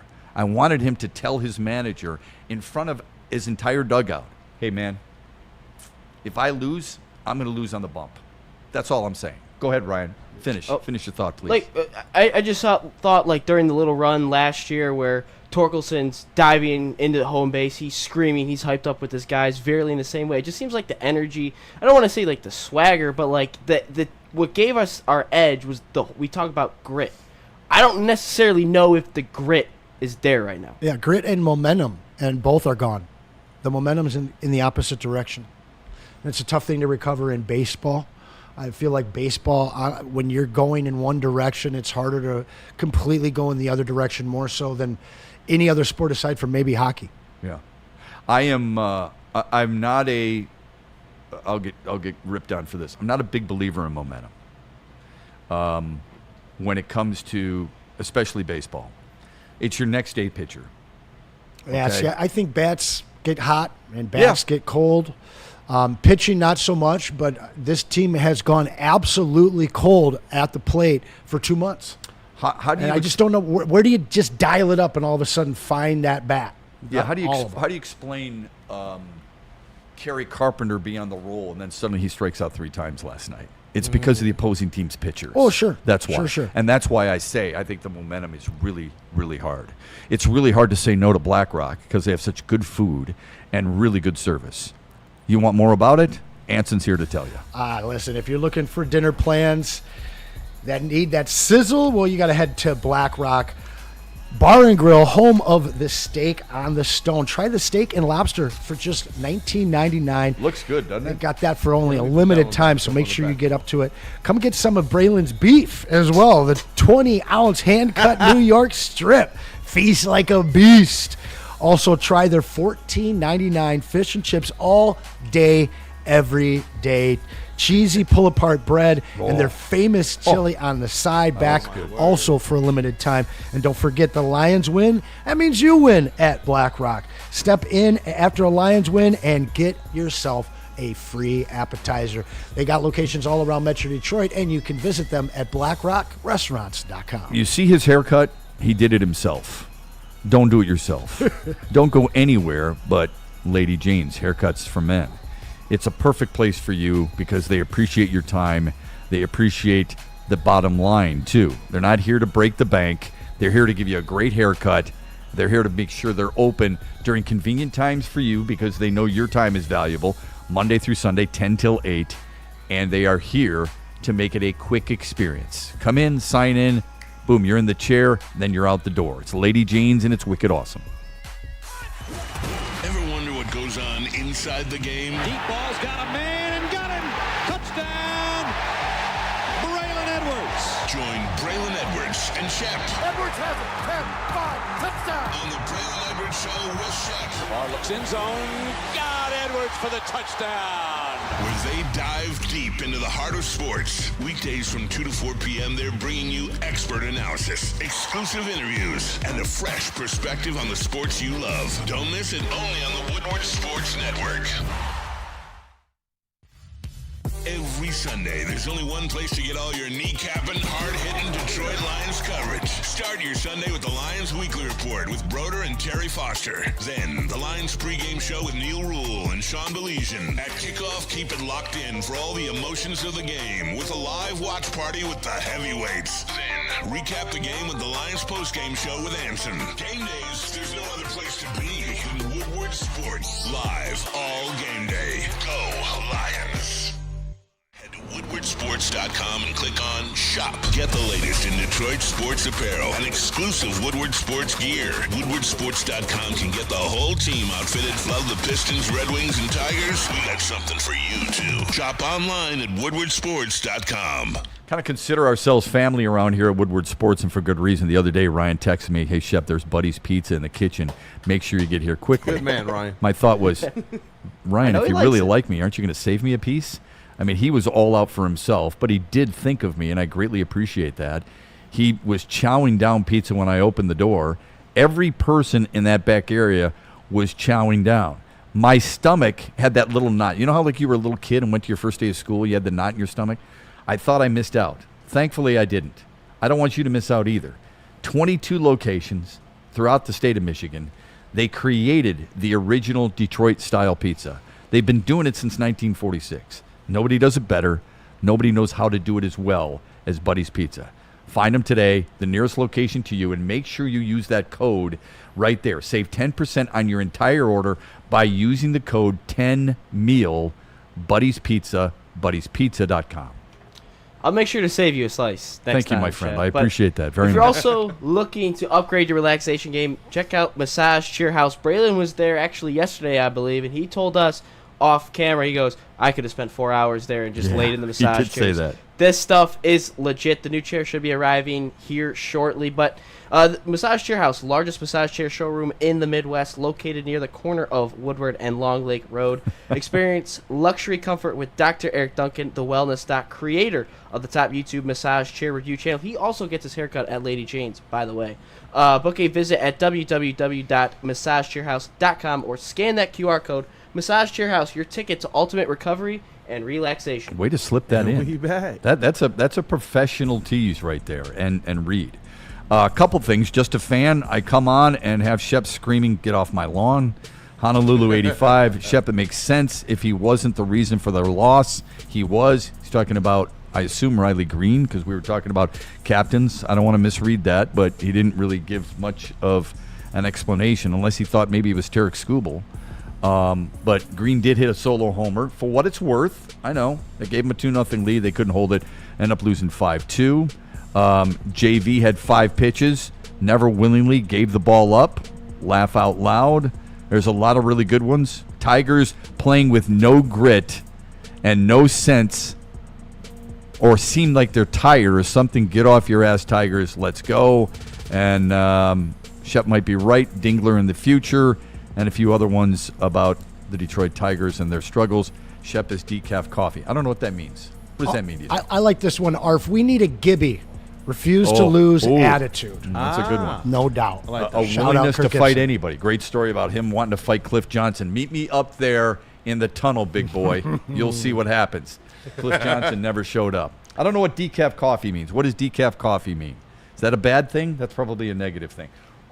Before we get out of here, you wanted to talk about free agents and Detroit being a destination site. Why is that? Oh, I kind of just went along with the, is this city cheap? Do players want to come here? There's been a narrative, an anti-Detroit narrative, as long as I've been a Detroit sports fan. From outside the city or inside the city? I'd say both, but more so outside of the city. I think that there's a lot of Detroit fans that think people don't want to come play here, and I think that almost all 49 states have this misconception of our great city, and they think that no one wants to come here. It's like the equivalent of going to Cleveland. Do you think we feed into that by saying it ourselves? I think some do. I mean, for me, I love showing people my city. I love it. I travel extensively around the world and around the country, and I tell everybody how great our city is and the reasons why you should be here.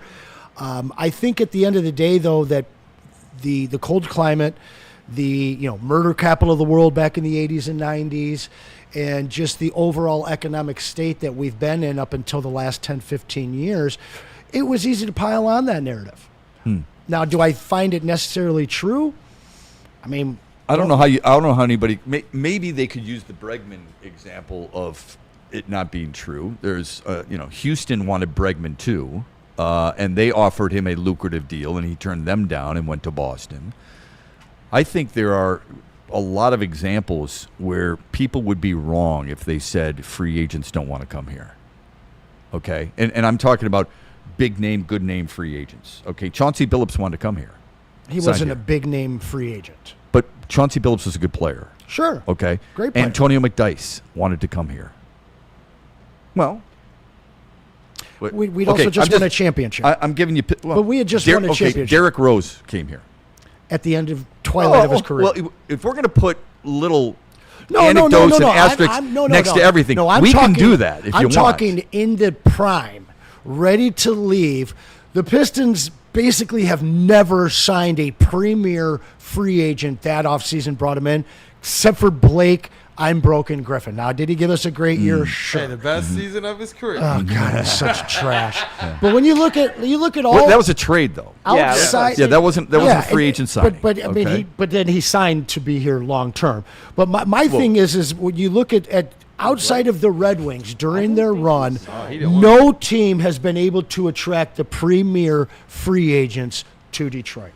Not the Lions, not the Tigers. Outside of Prince Fielder. I thought Prince Fielder was a pretty big name. That's it. Was Torrey Hunter a free agent? David Price. Torrey Hunter was a free agent. Price was a trade. David Price was a trade. That's when Austin Jackson left the field. Yeah. Oh, snap. That just hurt my heart. Yeah. But I do have a question.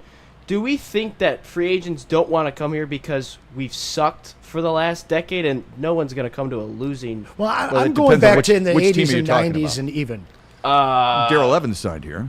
Well, I'm talking when the Lions were good, big time free agents didn't want to come here.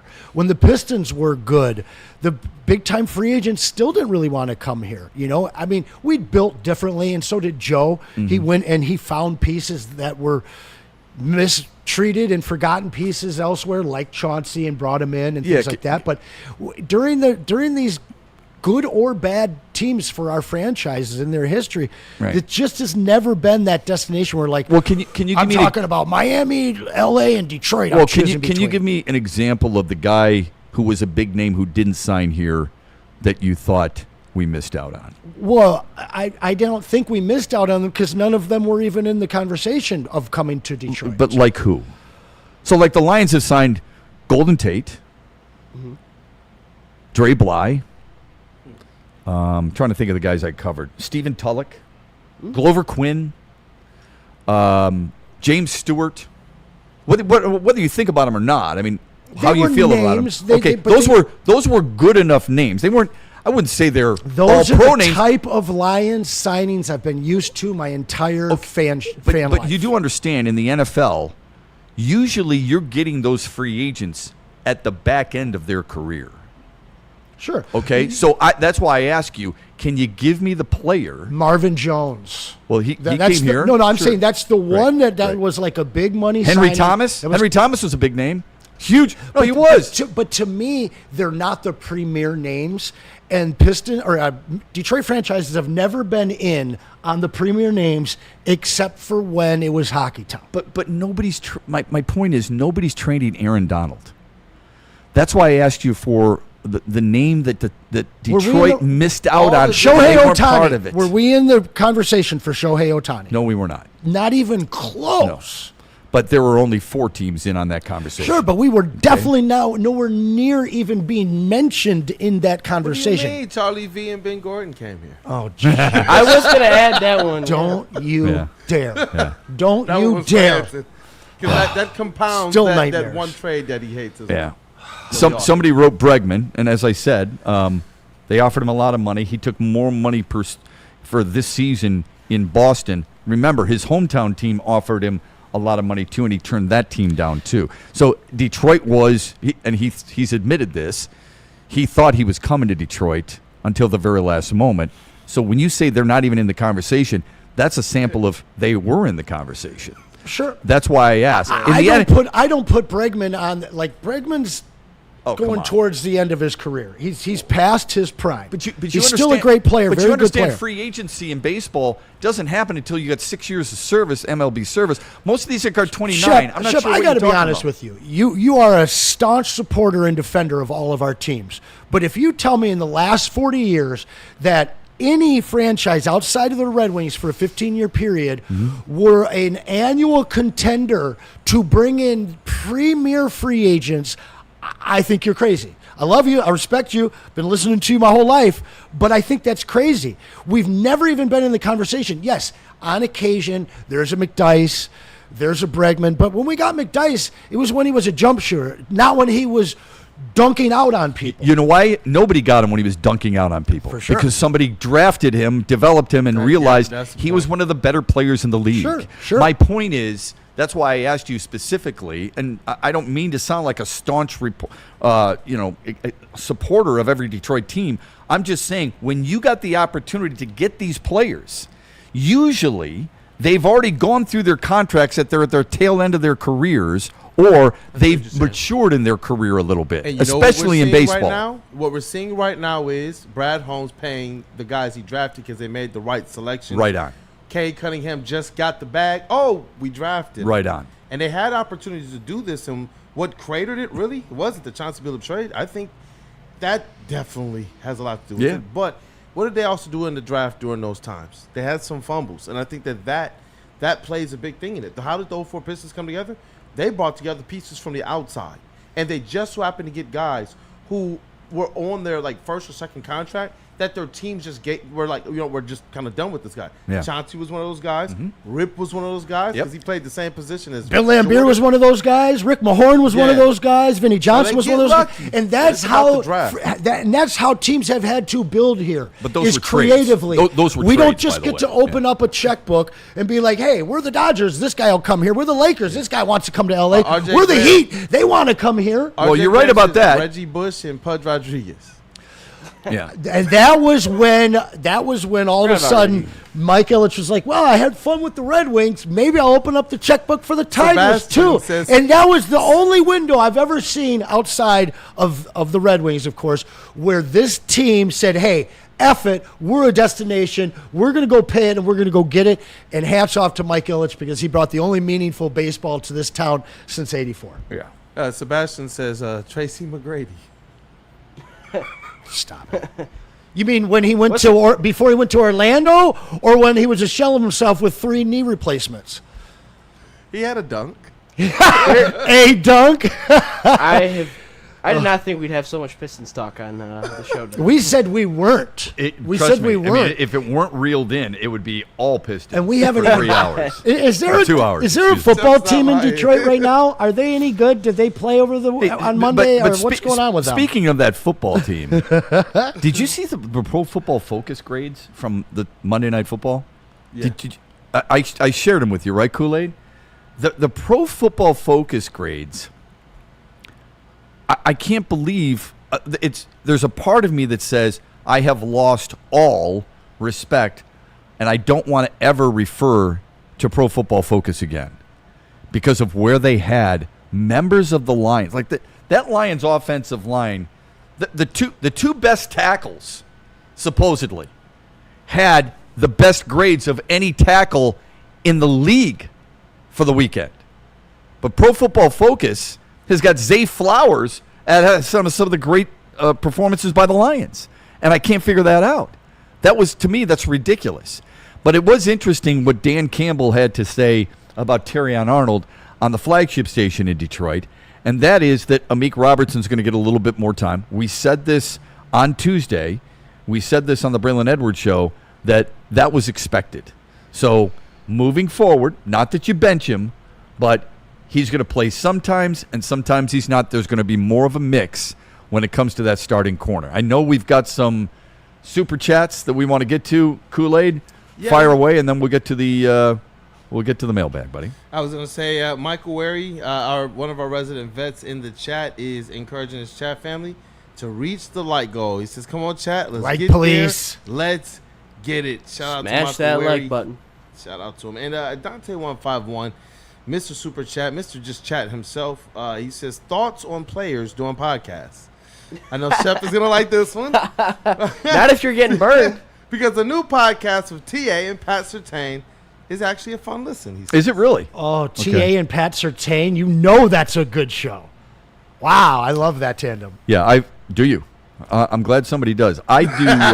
Well, didn't they play together? In Alabama? In college, yeah. They probably did. And they're both quick-witted, big, boisterous, big personality guys. It would be a great show. One is really good football player.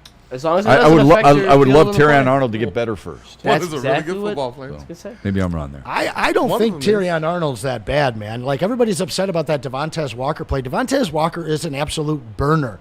And he kept him out of the end zone. That was the design of the play, was to stay behind him. And guess what happened after that? They didn't score. Okay. 4 downs, we held them. I've supported Terrion Arnold for a long time. The quarterback percentage against him, the PIs, those situations, the catch, the number of times he's been targeted in catches against him are concerning. And if he wasn't that bad, they wouldn't be making this move. So if he was all that and a bag of chips, Amik Robertson would still be your nickel corner. Somebody had in the chat, Bray decided to stay home. Just here to remind Shep that he and Bray lied about calling Lions fans scared of Ben Johnson. You're a liar. The evidence is still available. Let it go, bro. I want my $2. Yeah, I would like. Was that true? Did we say we were there?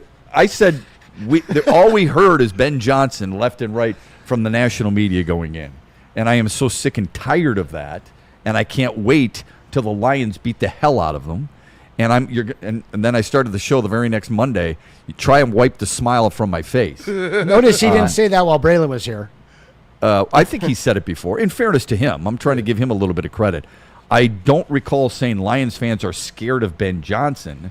I do think Lions fans overplayed their hand with Ben Johnson. I remember Lions saying fans were something scared like that. of losing to Ben Johnson. Exactly. That's the point. And Brendan was saying effectively that the nervousness that some Lions fans were feeling was because of Ben Johnson's not there. What are we getting with Johnny Mo? And what did they say after week 1? That's because of the national media narrative. Yeah. I think that's fair. I don't know if that means we were saying they're scared of Ben Johnson. I was just as scared of losing that game as I was scared of losing the Stafford game because I didn't want to lose either one of those damn games. The narratives, bro. I wasn't scared of either squad. That's certainly not scared of the Chicago Catfish. Yeah, fair enough. The Chicago Catfish.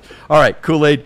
More, buddy. Go ahead. Yes. Look, we got a Tigers one. I had saved this one from early, but Randall Smalls got it right back in the chat anyway. Randall. Shout out to Randall. He says, should the Tigers think about starting Troy Melton? Yeah, I would think about starting him as a back-end starter in the playoffs if they make the playoffs. Give me 3 to 5 innings all day. I would do that. I think if you were to start the playoffs today, Scuba would be 1, Mize would be 2, Flaherty would be 3. I would have no problem. Pitching chaos 4. I would have but I would start Melton. Yeah, you give him 3 innings, and if he's cooking, give him 5. But otherwise, that's the pitching chaos game for me. I'm sorry, Jordan says, what did Dan Campbell say about TA?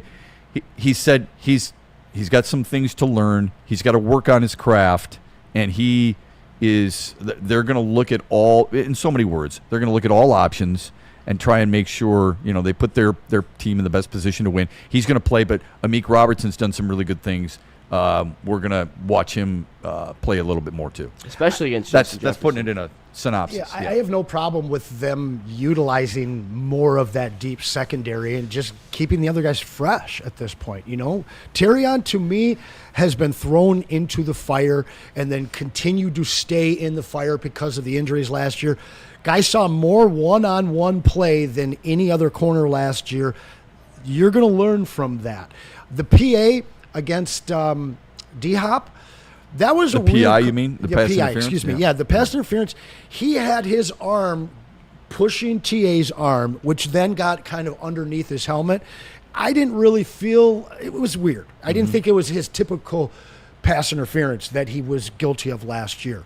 I know people are very critical of him, but at this point, the Lions were so efficient. I saw this efficiency ranking yesterday about what they did on Monday night that Lions fans have to nitpick something. They missed 4 tackles that whole game. They hit the preferred target on all 3 of their 4th down conversions, and I believe it was like 7 of 9 they went there on 3rd downs. This team, their execution on Monday night, I don't think I've ever seen a game that up and down every single aspect was as complete as what I saw out of the Lions on Monday night. It was really impressive. I still don't think that we still have to address the Terrion Arnold situation. He can be there all he wants. I don't care how much one-on-one he faces. That's the defense that they play. Yeah. And you cannot be a number 1 corner in the National Football League unless you're good at man-to-man. You can be a number 2. You might be able to be a nickel. But this is what Detroit does. Detroit plays a lot of man-to-man defense, and that requires a lot of pressure on the corners. Here's what Dan Campbell said on the flagship in Detroit. Every young player, they have ebbs and flows of their career or of a second year, things of that nature, so he's going to be all right. We're just going to keep working through it, and look, probably use Amik on some stuff. Amik's a good player, so we're going to mix it up just a little bit. Do you know how many yards went to the wide receiving core of the Ravens? 123 yards. Zay Flowers had 13. DeAndre Hopkins had 13. Zay Flowers only had 2 Devontae targets. Walker had 1 34-yard play that was on Terrion, where the whole point of that defense at that point was don't let him get behind you. Don't let him score a touchdown. And guess what? They didn't score a touchdown on that drive. It was the linebacking core that hemorrhaged points. Mark Andrews had a game. It was Rashad Bateman, who wasn't being covered by TA, that had the most yards for them, 63 yards. You realize, though, he has a 130.1 passer rating against. That is the worst in the National Football League. Is that from your boys over at PFF? No, that's actually from Next Gen Stats.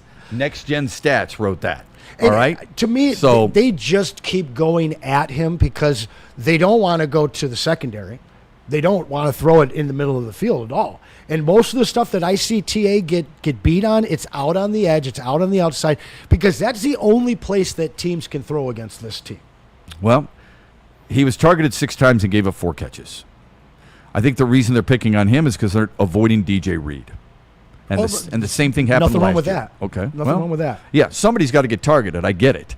And like I said, I like him too. I predicted before the year, wrongfully so far, I predicted he will show he's a number 1 corner. When a quarterback rating is 130.1 and it's the worst in the National Football League amongst all corners, that's pretty glaring. I'm curious to see how Amik fares. Smaller guy, has been able to be hidden a little bit in the nickel, and a tremendous player. I'm not taking anything away from him. Pretty damn good against Justin Jefferson. But they're going to target him in this if he's out there instead of TA. Like you said, it's not going to be DJ.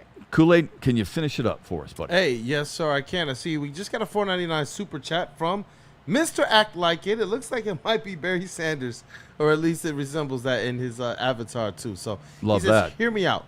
Maybe Scott Harris didn't trade bat prospects because he knew the core, quote unquote, Carpenter, Green, and Torque Meadows were not consistent hitters. Thank you for the super chat, brother. Amen. Because they're not.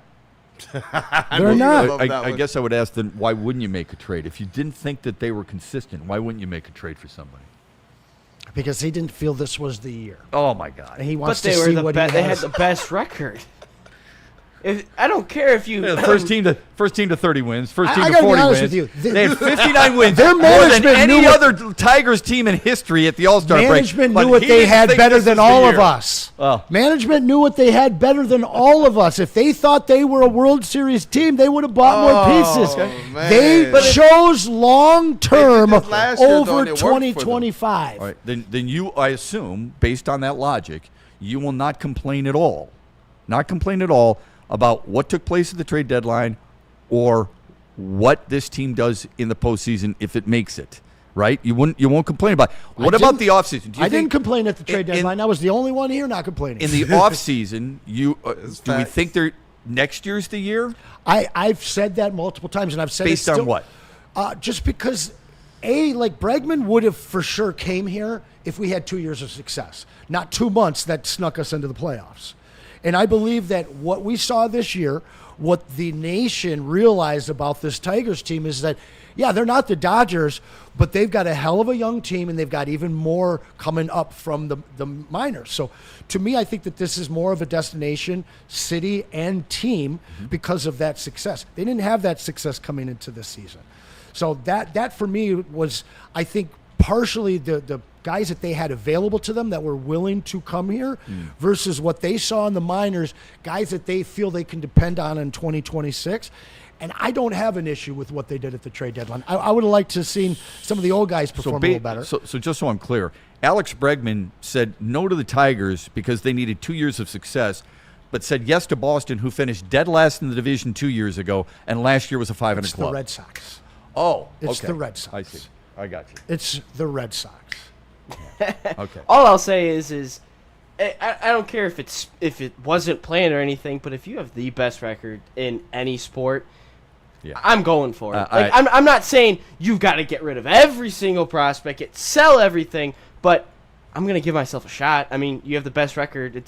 And So does Eugenio Suarez change everything for this team? No, but that's a bat. Oh, I think he changes an awful lot. I And think he he has not been changed great for for sure. Seattle, by the way, but he changes a lot because of how much longer you make that lineup, the guys around him, and he gives you an everyday third baseman. If you want to see Andy Ibanez and Zach McKinstry, and when healthy, Matt Vierling, sometimes Trey Sweeney, sometimes Javier Baez at third base, I'd love to have Eugenio here. Eat it up. I'd love to have him. But yes, I do think that would make a big difference. We are overtime. My apologies. Yeah. Don't forget. One quick one, though. Oh, sorry. Go ahead. One quick one for the overtime, all right? 5 games ago, he said, forget the division. Are they making the playoffs, those Detroit Tigers? Ooh, that's a great really question. quickly. That is a great question. That's some Because Jared Sayers. Houston's only a game back of that final wild card. And they're playing in Boston, which has something to play for as well, to hold on to their wild card. So, Kool-Aid, give me some cornbread because the Tigers will be in the playoffs. You know what? Let's go. I'm drinking the Tigers Kool-Aid, Randall Smalls. I think they're going to get in there. What about you, Ryan? No. Ah! Thanks for watching. Braylon Edwards will be back What about tomorrow. you? You don't get out of here without it. Come on, Chef. Hold on, dude. I said they're going to win the division a long time ago, and people in this chat, and rightfully so, said, come on, are you kidding me? They were up by 15 games. I picked them before the year to win the division. I picked them before the year to go to the ALCS.